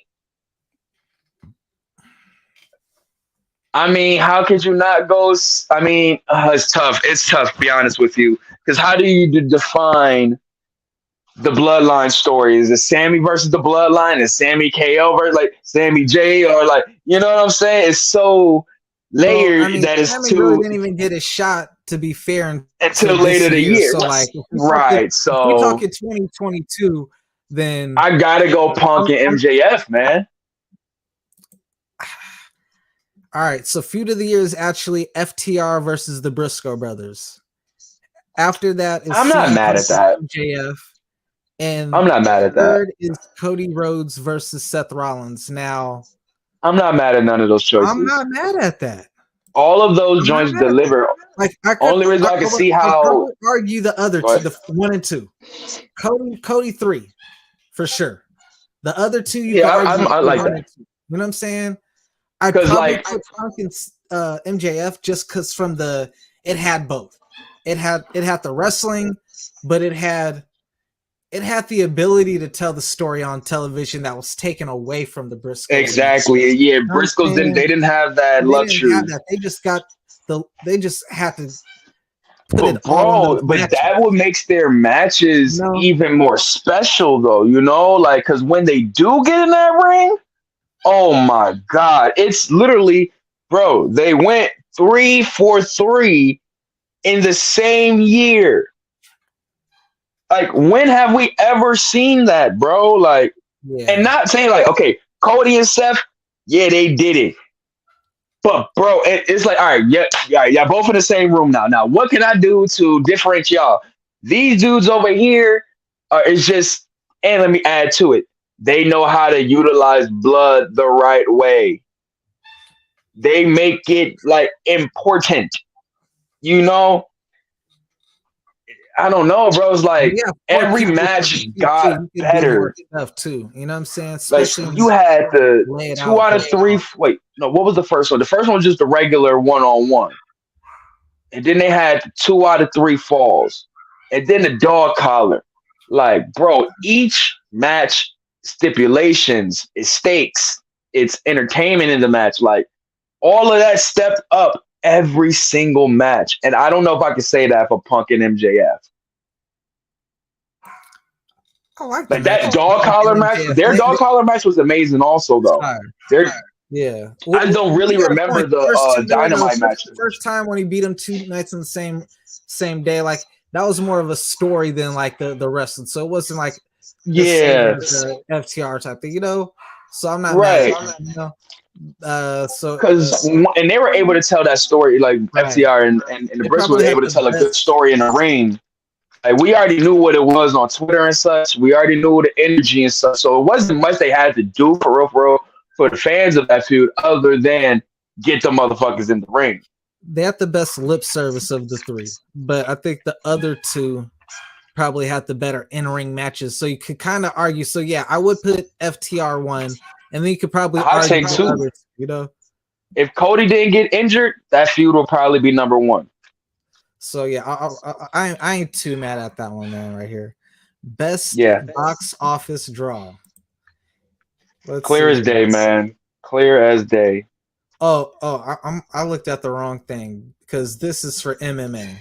Okay, never mind. Oh yeah, they did do one for MMA also. Yeah. I don't know why they doing MMA now, but all right. I mean, they want to have some validity in covering combat sports.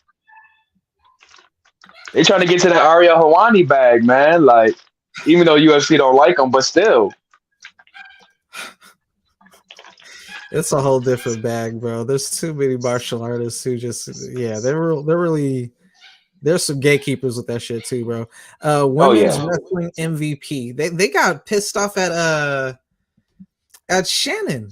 Or not Shannon, Stephen A. Smith when he tried to do the little commentary, bro. I'm like, bro. Oh yeah, man. Motherfuckers be gatekeeping for real, though. You ain't lying. You ain't lying, bro. This dude is certified like, damn, my nigga, let the nigga like some sports and want to talk about it. Jesus. He rolled on the ground and out, bro. Like, relax. Like, it's not like it's his job or anything to do it. Like, Jesus. Like, everyone want to talk like like, dang. Right, like, this women one is nasty to me, bro. This women one's nasty. So, women's wrestling MVP. Oh, no, it ain't too nasty. Let's look at something else. All right. Suri is number 1 women's wrestling MVP. Oh, I'm not too privy to her matches. I've been hearing about her everywhere, though. Is she the one who lost to Kyrie? Yes. Okay. I believe so, yeah. And she was pretty young like that. She was like... Yeah, up until she lost to her, I heard her name in a lot of places. Like, she, like, age-wise and, like, talent-wise, she kind of reminds me of, like, how Roxy is over here in the States. Like, that young talent that, like, damn near every promotion wants to push. Like, she has that clear-cut babyface vibe. But I do want to get more into the Stardom vibes this year, for real, because they made a lot of noise last year. My fault. Mercedes is definitely going to get them to that next level. I think she's definitely going to tribute not just her, Kyrie, and the rest of the people, but she's going to give them the exposure that they need to. You know what I'm saying? Right. Get them that recognition or whatnot. And that's really what it always is, especially for us as fans. Like I will always say, like I said, 2013, 2016, really 2016 for real. Like seeing a lot of the guys that I knew from the States and such over in New Japan helped me become a fan easier. Seeing AJ Styles versus a Suzuki or a Shinsuke, seeing Omega versus, you know what I'm saying, Ishii or Tanahashi and such. I'm like, okay, I know my niggas, but who is these other niggas? They're kind of fire. Like, I ain't gonna lie, man. All right, I got a problem with this women's wrestling MVP. I mean, For one, Bianca Belair does not. She's number 2, and people be like, "Yo, man, she's number 2. Why are you tripping?" Because this happened last year, and it happened the year before, where Bianca Belair actually had a whole year of dominance, pretty much, dang near, not story wise, but she, as far as success from like a success rate, she's had a year pretty much like Roman Reigns. Shout out to KSI, man. I see you pimping. Thank you for the 10 cheers, by the way, my guy. But she's had a reign there. She's been protected. She's won. Similar to a Jade Cargill, which is why I would have Jade Cargill also on the women's MVP, because her run as the TBS champion, being undefeated. When you're undefeated for the year, you got to just already automatically be up there in contention. Yeah, you're pretty serious. Year. You had a perfect year. So it's like, bruh, like, she should be up there.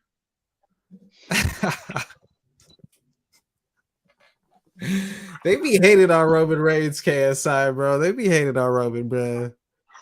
Oh, they hate on Roman heavy, B. It's not even funny. Roman's still the champion, KSI, if you're wondering. Roman still has the title at this point in real life. But as far as the awards for 2022, my problem with Bianca Belair, they did the same thing. She won at WrestleMania the last 2 years. And aside from getting, she got second place last year for women wrestler, for the other Stardom wrestler last year. They did it again this year, and they did the same thing. What is that the women got to do for them to be looked at the same ilking of these women? I'm not even saying because if they give Sasha this shit next year, I'm gonna know something, bro. They had old girl. It's more so the protected. You know what I'm saying? Like it's kind of hard to say, yo, how are you gonna have someone who is this protected, like, be ranked lower than someone who had like a 50-50 or 75 to 25% year type thing? People who still took losses. This person ain't taking no losses. Now, if you're gonna argue Jade Cargill and Bianca Belair 1 and 2, you can make that argument because she ain't take no losses. You know what I'm saying? But when you have other people whose titles are frequently switching hands, they're taking losses throughout the year at big events and whatnot. It's kind of like, bruh, like, what are we doing? Yeah, let's keep it tall. It's not like Bianca just wrestling anybody. Bianca is wrestling some of the best wrestlers names too, in the world. She's having some of the best showings at these shows. You know what I'm saying?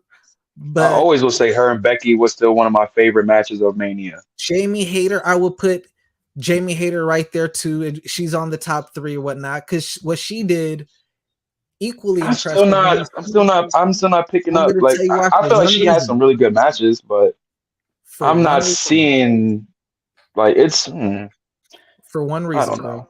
For one reason, I'll put her up there, because what she did that no one else done in AEW for the longest time, and they tried to discredit it on Jim Cornette, and I'm gonna disagree with Jim Cornette. I know a lot of people sometimes try to say I agree with some of this stuff too much, but where I totally disagree with him, she did something that when they run down their ratings, like during each segment, a lot of times as the show goes on, the rating drops off. It starts its highest and it never reaches like some YouTube high rate again, you know? So basically fatigue, you know? The main event always suffers the most. When her and Hikaru Shida had that women's main event, that was the first time in a long time where that rating spiked high, bruh. So, like, now that is a dope feat, you know what I'm saying? KSI, you gotta think it's 2 women, you know what I'm saying, main eventing. That's always a big thing. Then you got 2 women main event, and that's always a big thing. And you know, like, how Hikaru Shida give it up versus how Jamie Hayter give it up. I've had a feeling that was going to be a hard hitting match. But then again, I'm gonna keep it tall. Some of the women matches been getting a lot of like good looks lately. You know, Ruby Soho, Willow Nightingale. Like you said, the not that was you just said matchups, bro. Just the.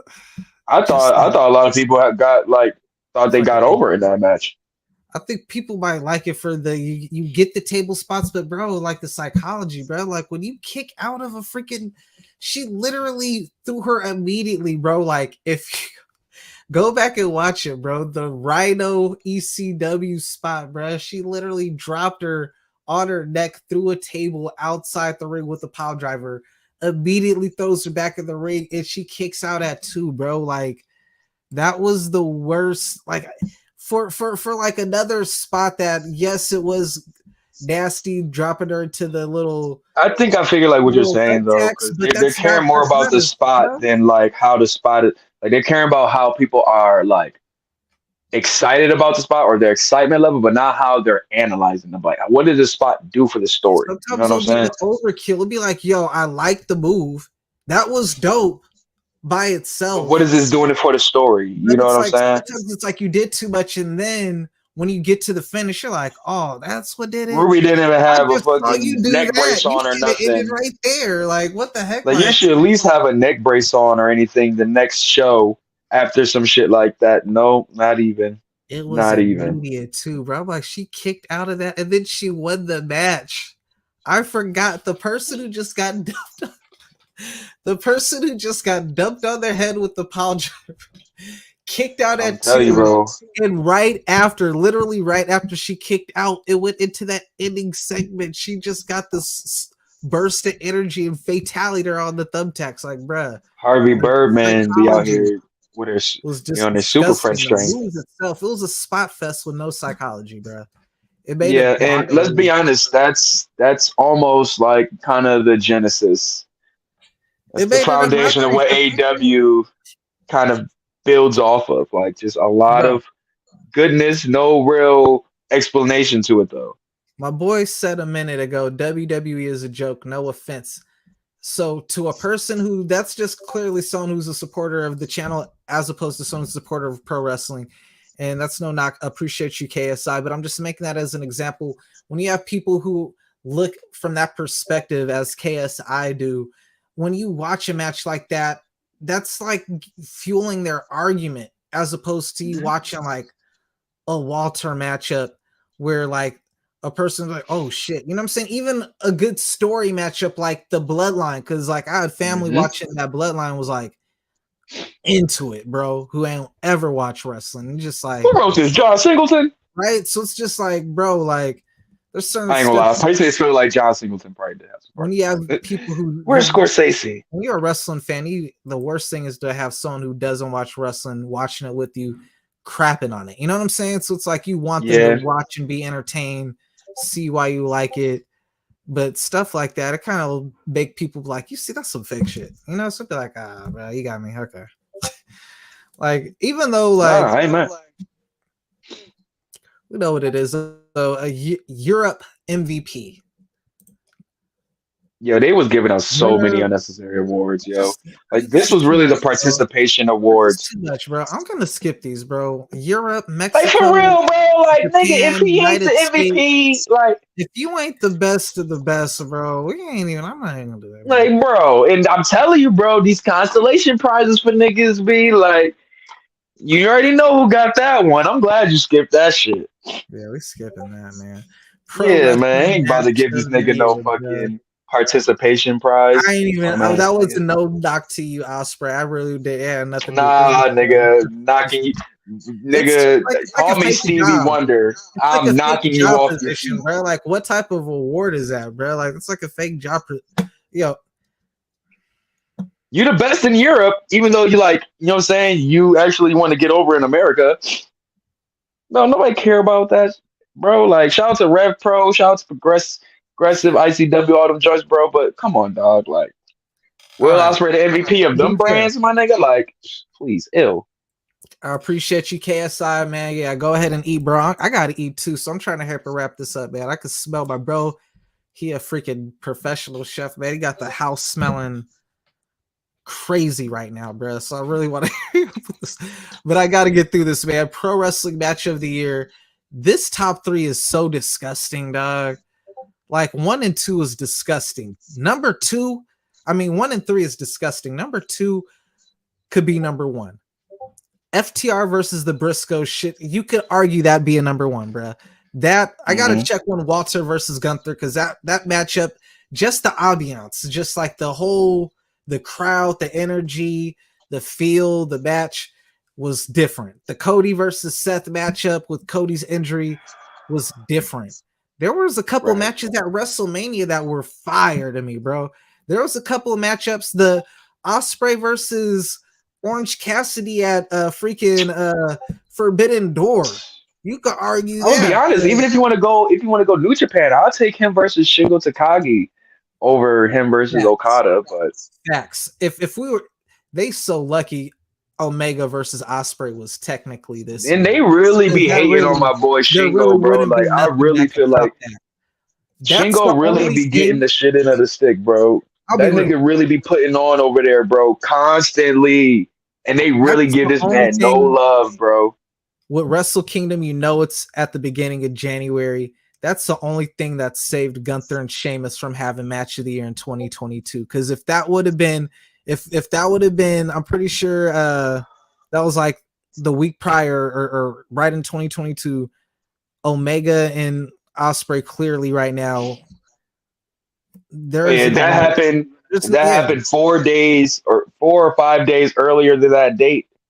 Did have been match of the year. You say so. As long as Gunther and Sheamus is in 2022, that's match of the year to me, bro. But if not, it's that or the FTR matchups, and it's like pick one.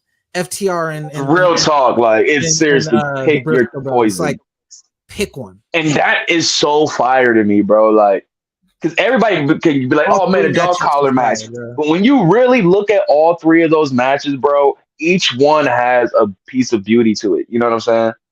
Its own individuality. I love it. But match of the year, freaking Okada versus Will Ospreay, and number 3 Okada versus Ospreay again. Yo, they are wilding, bro. Relax, bro. You really, you trying to make sure New Japan niggas can't even fucking remember from having access. Niggas can't remember a damn moment from that match. I don't know. I don't remember nothing from that match. All I remember is Rainmaker and like wrong decision. 1, 2, 3. Times. Like I stayed up for this. That was my feeling. I don't remember the match. I remember the feeling. Like, so they just gonna continue to keep Ospreay as a young boy. Like you've already that's what he is, but already done this favor for Jay White 2-3 times over, and he's on his way out. And he's gone. And you're still utilizing Jay White in the position you should have been using Ospreay. Yep. Even with him and his faction is fire, bruh. Aussie Open, fire. Jeff Cobb's fire. Great O'Con, fire. Great O'Connor. That other nigga, we don't know him. But those ones, Rocky Romero 2.0, get him out of here. Omega Jr. fire. You know what I'm saying? Like, shout out to the Bucks too. That's Omega Jr. You can't be too hard. Shout out to the Bucks. Didn't they beat Aussie Open last night? Omega. Hey, you ever play Ari? You remember you remember Dan? Not really. Dan, so you had Ken and Ryu, but then they had Dan. He was like the parody character of Ken and Ryu.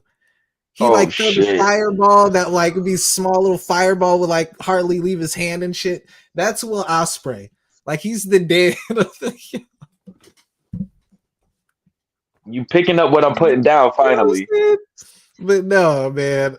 They bugging, bro. I mean, you could really put the FTR matchups, the chemistry with the Roman Reigns, Kevin Owens matchups been good. Ain't nobody talking about Ospreay and Okada after Wrestle Kingdom, bro. Wasn't nobody talking about that shit, dog. Like crazy, bro. FTR and Briscoes, Sheamus and Gunther, way better choice. And given this, remember these are fans too, so these fans dick ride them fucking main events and shit for New Japan like nothing else. Like the match, and the thing is, the match was a 50 minutes. 50 minutes. 50 minutes. I don't remember nothing. Yeah. Bruh, that just shows you the difference between a Kenny Omega main event match in Wrestle Kingdom, and a Will Ospreay main event match in Wrestle Kingdom. Well, it shows that look, he made a Will Ospreay co-main event mean more than the actual main event this year already. You know what I'm saying? Like that's what happens when you get when you get, you know what I'm saying, this Dave, Kenny Omega stimulus package. You gotta stop, Dave. Best weekly TV show, AEW Dynamite for 2022. Don't kiss that ass. Yeah, French kiss it. Whoa, whoa, whoa, whoa, whoa, whoa, whoa, whoa, whoa. Like, I guess,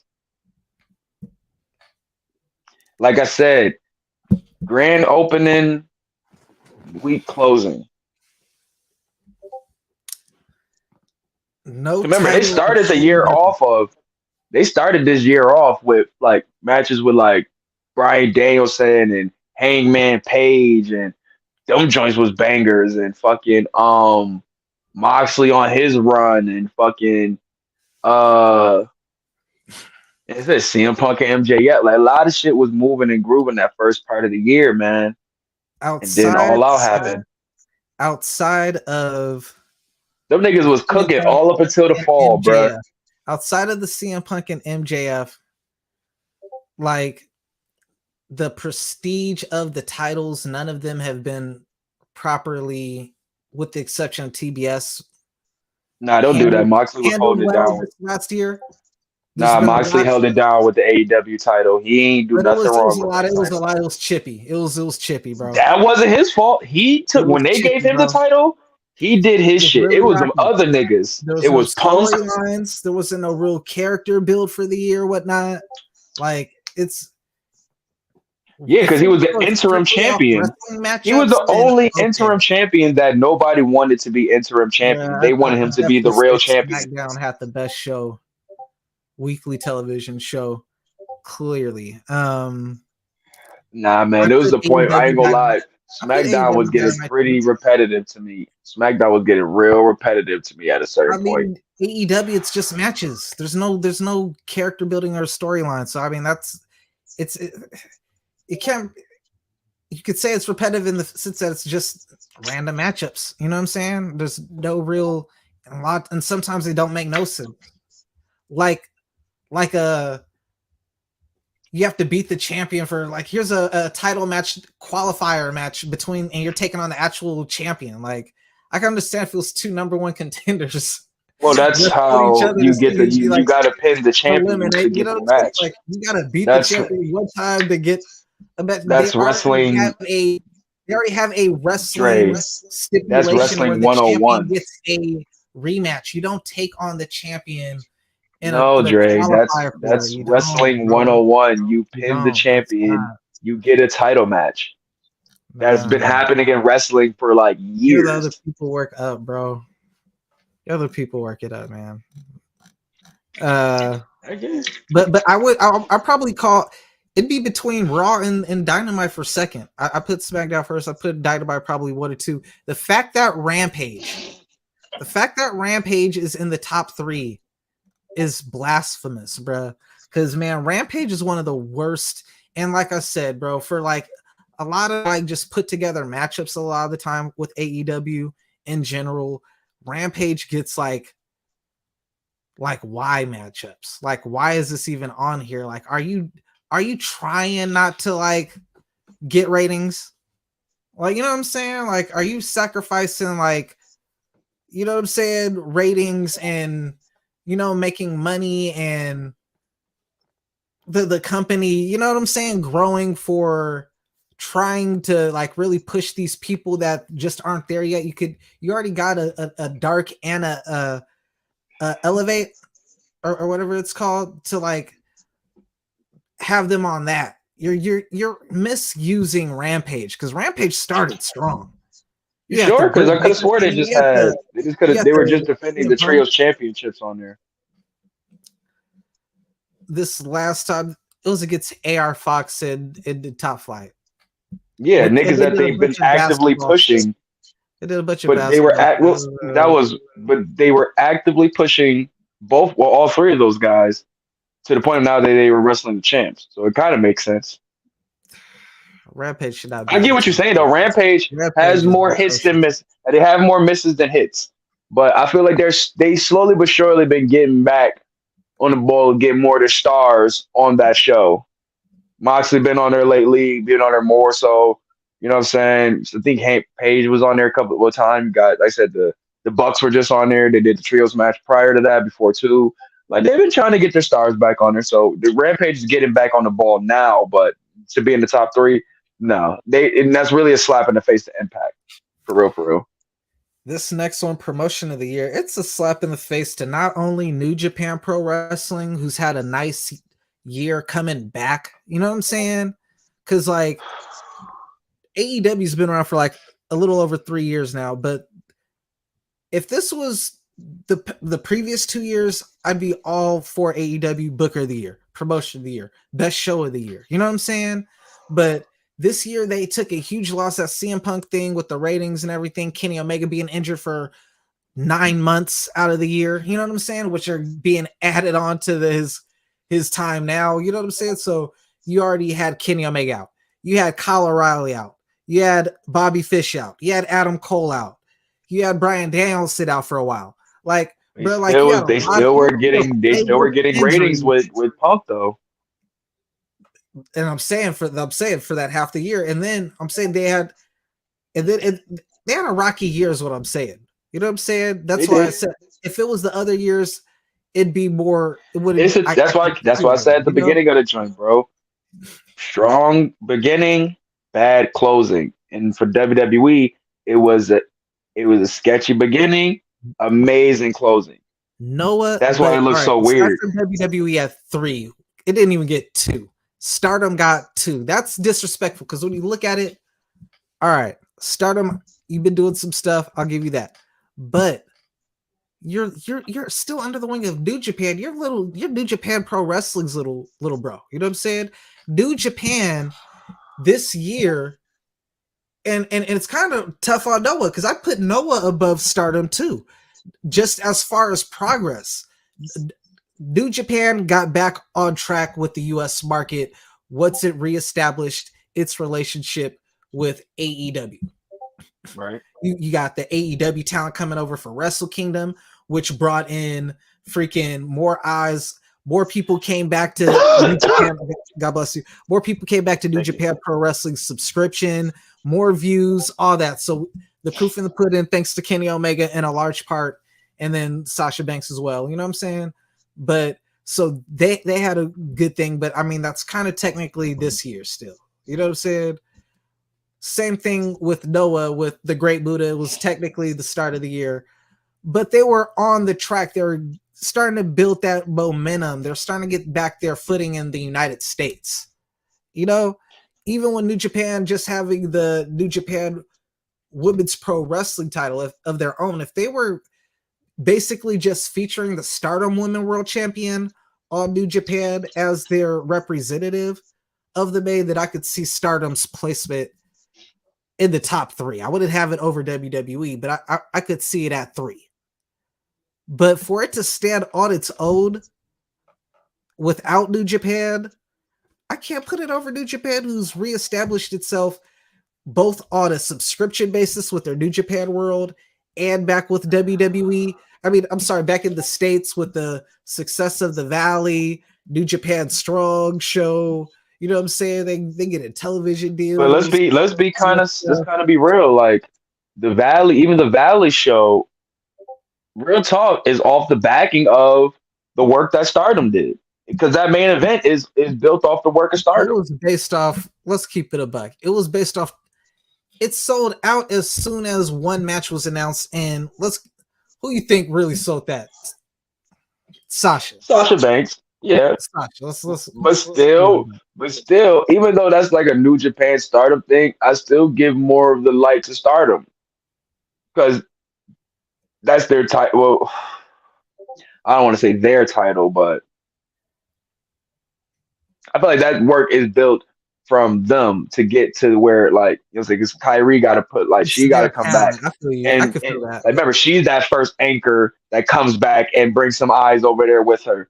Then, you know what I'm saying? Build her up. She builds a new. It's their talent. They build a new star, and then you bring another big star over. Like, that's some big moves in the year, bro. I ain't gonna lie. The show was on New Japan.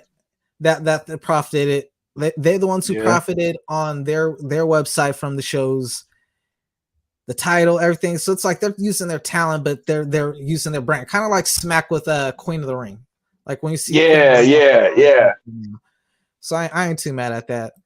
Tag team of the year, bro. Yo, this one I ain't mad at. I'm not mad, but yo, I don't know if y'all seen on Twitter or not. FTR tag team of the year. Mark and Jay Briscoe, number 2. Number 3, the Young Bucks. Man, like, yo, man. Damn, no love for the Usos. This disclaimer, bro. Like, look, I'm a Young Bucks fan. I don't want no one thinking I'm a Young Bucks hater, man. I'm killing the business, bro. I rock with y'all Young Bucks, but last year was not the Young Bucks year. No, it really wasn't. That was probably their most light year. Yeah, that was probably their most light year in AEW for sure. And real talk, like probably one of their most lighter years. Too. Big thing too, you know what I'm saying? And given they had a lot of rest, you know what I'm saying? Other like that they did a lot of triple tag team this year. So this being based off a tag team 1-2. This isn't a trio award. This is a tag team award.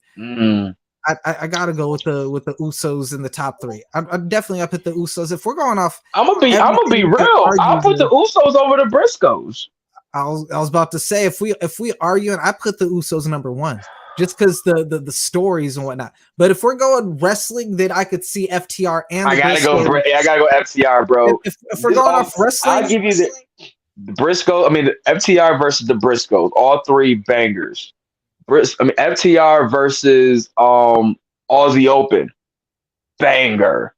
Who else did they wrestle this year, bro? Banger too. Well, they took Young Bucks. What's the name? No, they didn't wrestle. No, did they? Yeah, they wrestled. What's their name? Lucha Bros this year too, right? I mean, 2022, right? I didn't like that matchup. I ain't gonna lie. But I'm just saying, though, still their resume this year alone. I ain't gonna lie. That was probably the worst matchup. Now that you brought that to my attention, and I was thinking if there was another matchup, when they won it or the rematch.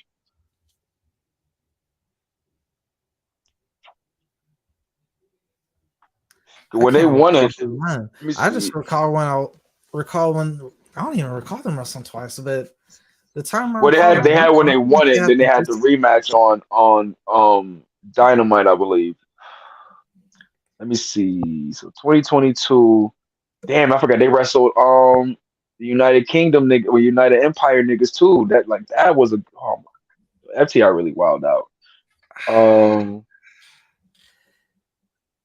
Usos did a lot of matches with the Street Profits. So I probably would put. FTR beat the Lucha Bros for the tag titles. But just based off the that was 2021. And being used. I got to put Usos number 1 because for one, while FTR and the Briscoes had the better matchups, and FTR had some good matchups with other people, they themselves have been adamant about how little they've been used. Like they made the most. Yeah, it was a tale of two. It was a tale of two halves. You know what I'm saying? But with that, even not being booked on AEW, they still were making noise in other places they were at. That's what I'm saying. But in a lot of the stuff, I'm not even basing it.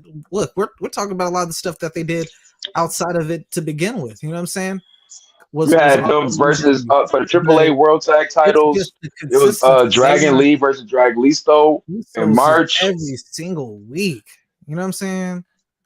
And you had the win that they won the ROH tag titles this year. Then they defeated the Bucks. They defeated the Bucks. Then they I was looking at the bigger matches. That's when I forgot the Bret Hart tribute band. And they had the AEW matches with the they wrestled the Wolves, the American Wolves this year too. I forgot. Like, how you wrestle the American Wolves on their return? Like that's fire. Then they beat United Empire 2 out of 3 falls with the Briscoes. Bro. Most outstanding wrestler is Will Ospreay. First of all, what is the difference between the most outstanding wrestler and wrestler of the year? Like, you would figure if you're the most outstanding wrestler that you would be the wrestler of the year, but apparently not. What's outstanding about making it to the finals of a tournament to job out to the guy who always wins the tournament, and then you make it to the WrestleMania of that year, and then you lose to them again? And then after that, you let your boy the Cleaner come and then have match of the year and you lose that as well.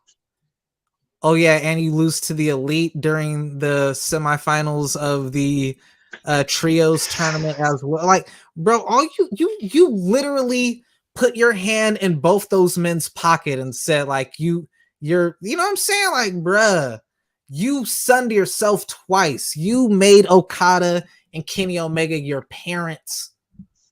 You said, y'all my parents, dog. Split custody. I love this. Split custody, bro. Like, what is outstanding about that? Do you have good matchups? Yes, but dog, you have no backbone when you constantly do the job. You lost to Okada on the two biggest shows of the year for New Japan. We got royalty up in the building, man. Shout out to the young queen. And then, man, and then you lose to Kenny Omega twice, bro, after he sunned you verbally every chance he got, every time. I will give Will Ospreay his credit. I will give Ospreay his credit, because, you know, us as bona fide roasters, he was getting Kenny Omega a couple times. And I was like, ooh, oh, dang, nice little rebuttal. But Kenny Omega's a real one and got him right back. So. He 2-1 Kenny Omega. He never won any of those battles. He never won any of those verbal jousts. And he lost. He kind of did. The one he did, though, the one he did get was the one on Dynamite. When he explained the whole like New Japan story, like they were just all video.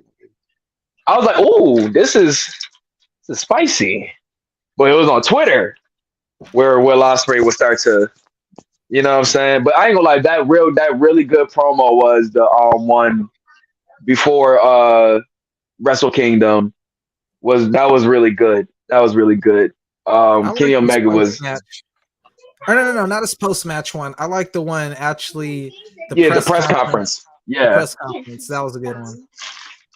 Yeah, but Kenny Omega, bro, you think he was just like, bro, this sounds like a you problem, bro, and that literally was the story of the matchup. Like, yeah, all that shit you talking about, all that fuel you got, like, that's a you problem, bro. I'm still winning the matchup, bro. I don't give a fuck. Like, yeah, I don't care if you passed away. I don't care about your visa issues, your reading issues.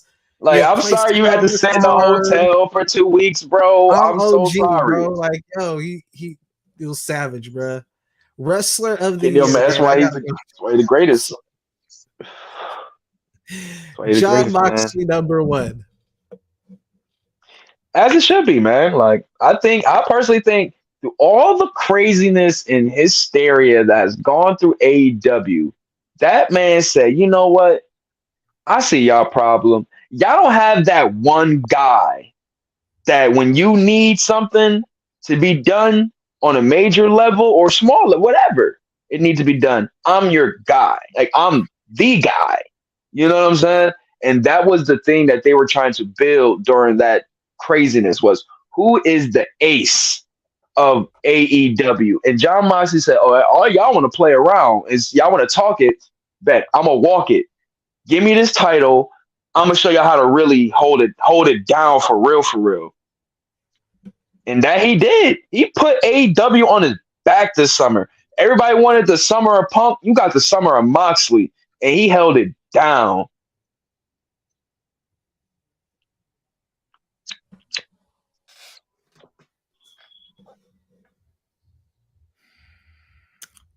Lord forgive them, for they know not what they.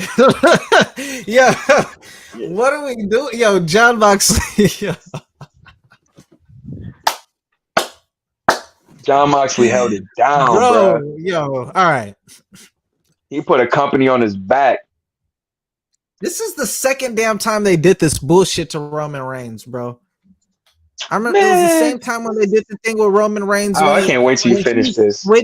When he switched the fans around, that first year was super impressive because nothing he could do could get the fans to rock with him at all. He was John Cena 2.0. And that year, that first year of it, he should have got it, but no, they gave it to Kenny because he had all those belts. But the people he was wrestling, he was wrestling on bangers. He was wrestling Rich Swanson. Okay, damn. Way to bury a talented brother during Black History Month. Jeesh Louise, Andre, show your true colors, David Duke.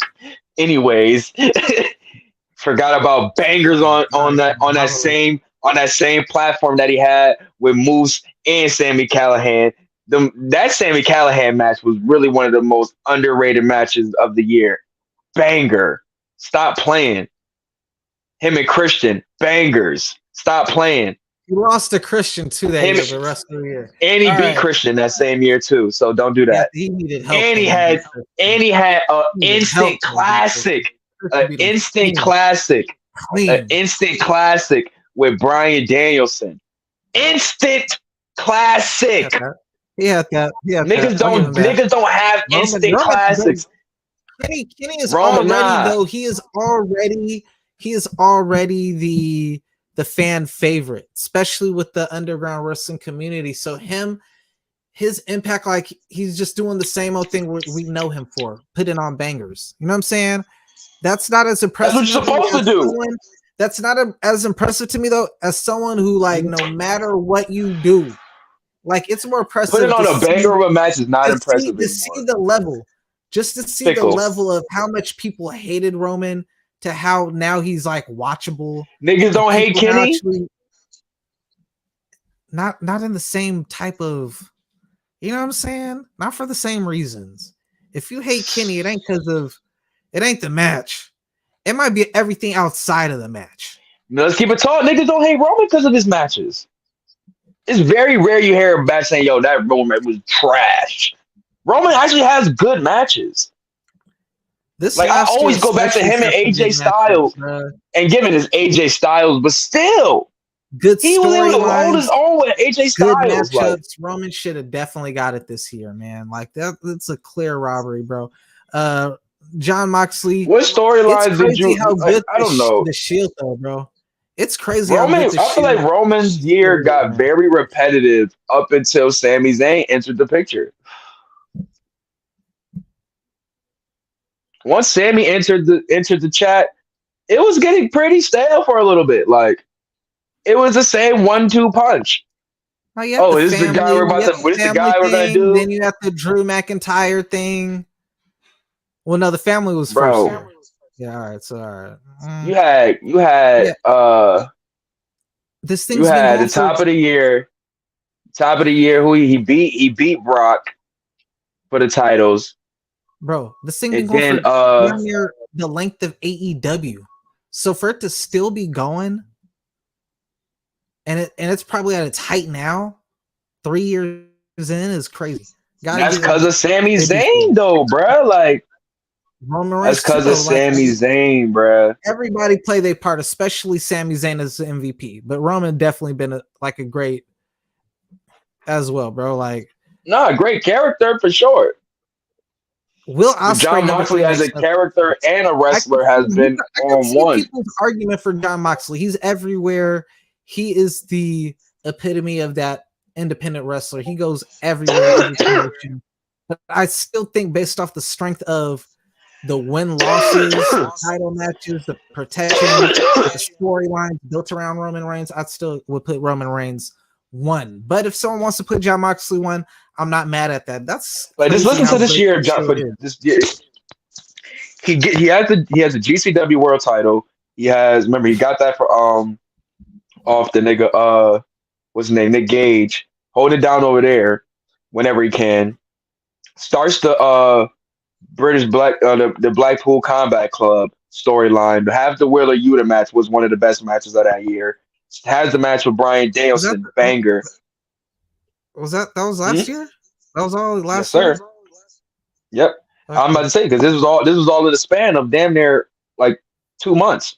So Wheeler Yuta was February 2nd. Him and Punk versus FTR, which was another good match, was February 9th. March 6th was Revolution, John Moxley versus Bryan Danielson. That was a goodie. Then we get the beginning of the Blackpool Combat Club. Nah, we're not gonna do that. That was that match was good. That match was good, bro. It wasn't the best or second best match on the card, bro. That was a good ass match, bro. Then so you had them doing their tag matches together. Then you had continually. He was really John Moxley low key was like undefeated, like dead ass, like bro. I'm looking like this nigga was winning in a lot, bro. I'm not seeing no losses. We're in April now. You know what I'm saying? Has the Will Ospreay match in Windy City Riot. Smokes that little nigga. Bro, he was winning a lot, bro. Yeah, Ospreay, I think the only match he lost. Ospreay, you got to tell one of these bigger name stars. You need to tell them, like, look, bro, you already higher than me, bro. Like, get me to that level, son. John Moxley really, bro. Dog. Like, this nigga even beat Hiroshi Tanahashi in 2022, bro.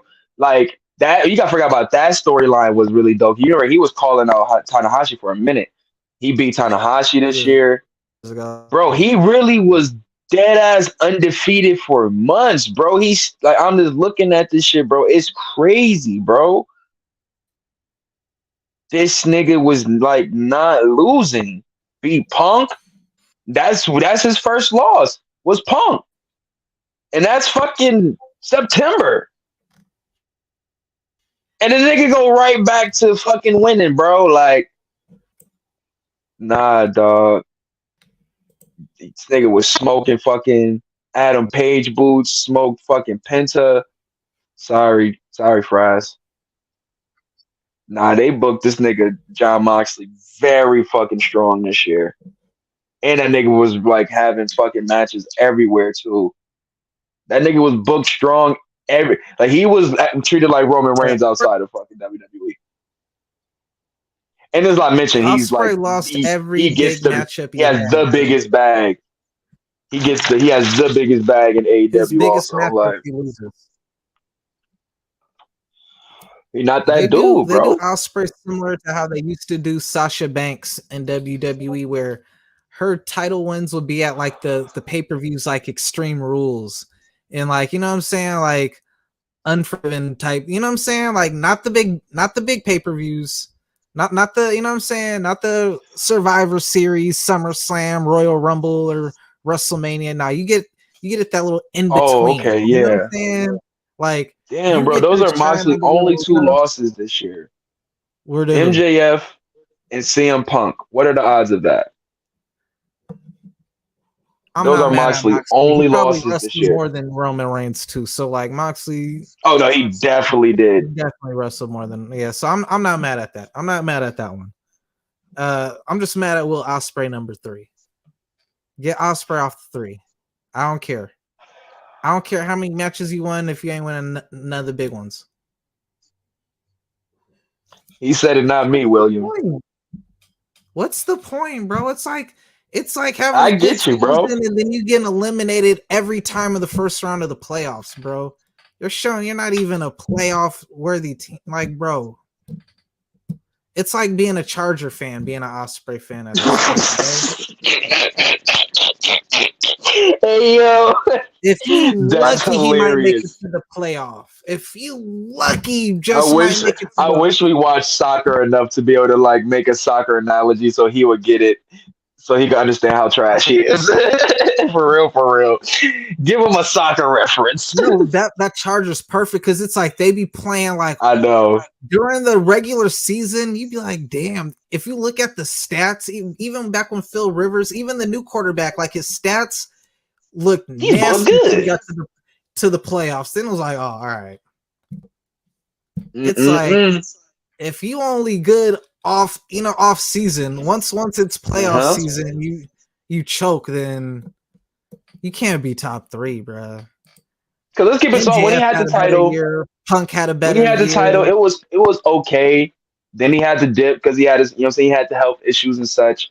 Came back. I will commend Will Ospreay for that.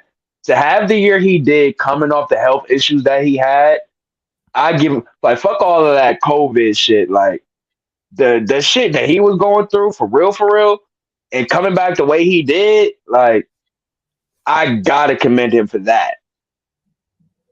Cause niggas was like, some niggas probably couldn't, but wasn't able to come back from it. What was it? The fucking like, it was like the neck shit. He had to get like some crazy type of neck surgery or some shit like that.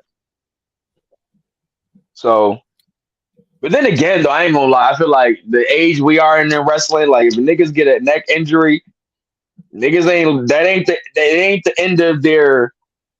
It don't feel like it's the end anymore. You know what I'm saying? With Edge coming back, Saraya, Daniel, Bryan Danielson, with Will Ospreay, like I feel like niggas gonna get that neck injury and it's like they just gonna like nigga, how we gonna get us back in the ring? Not like damn, I gotta like realign my whole career and life now. Well, even though you kind of do still, but man, I hope Biggie could get back up in that ring, man.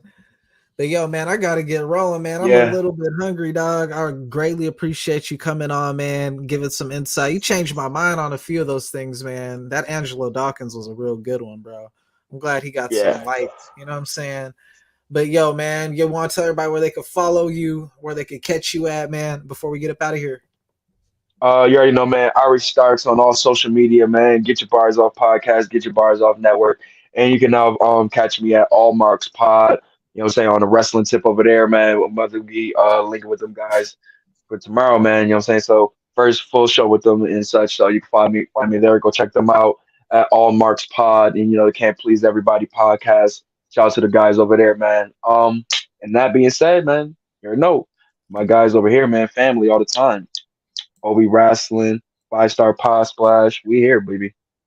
I greatly appreciate you. Yo, thank you, ladies and gentlemen, for tuning into another episode of 5-Star Pod Splash. Make sure to follow me on Anchor and on Spotify at 5-Star Pod Splash.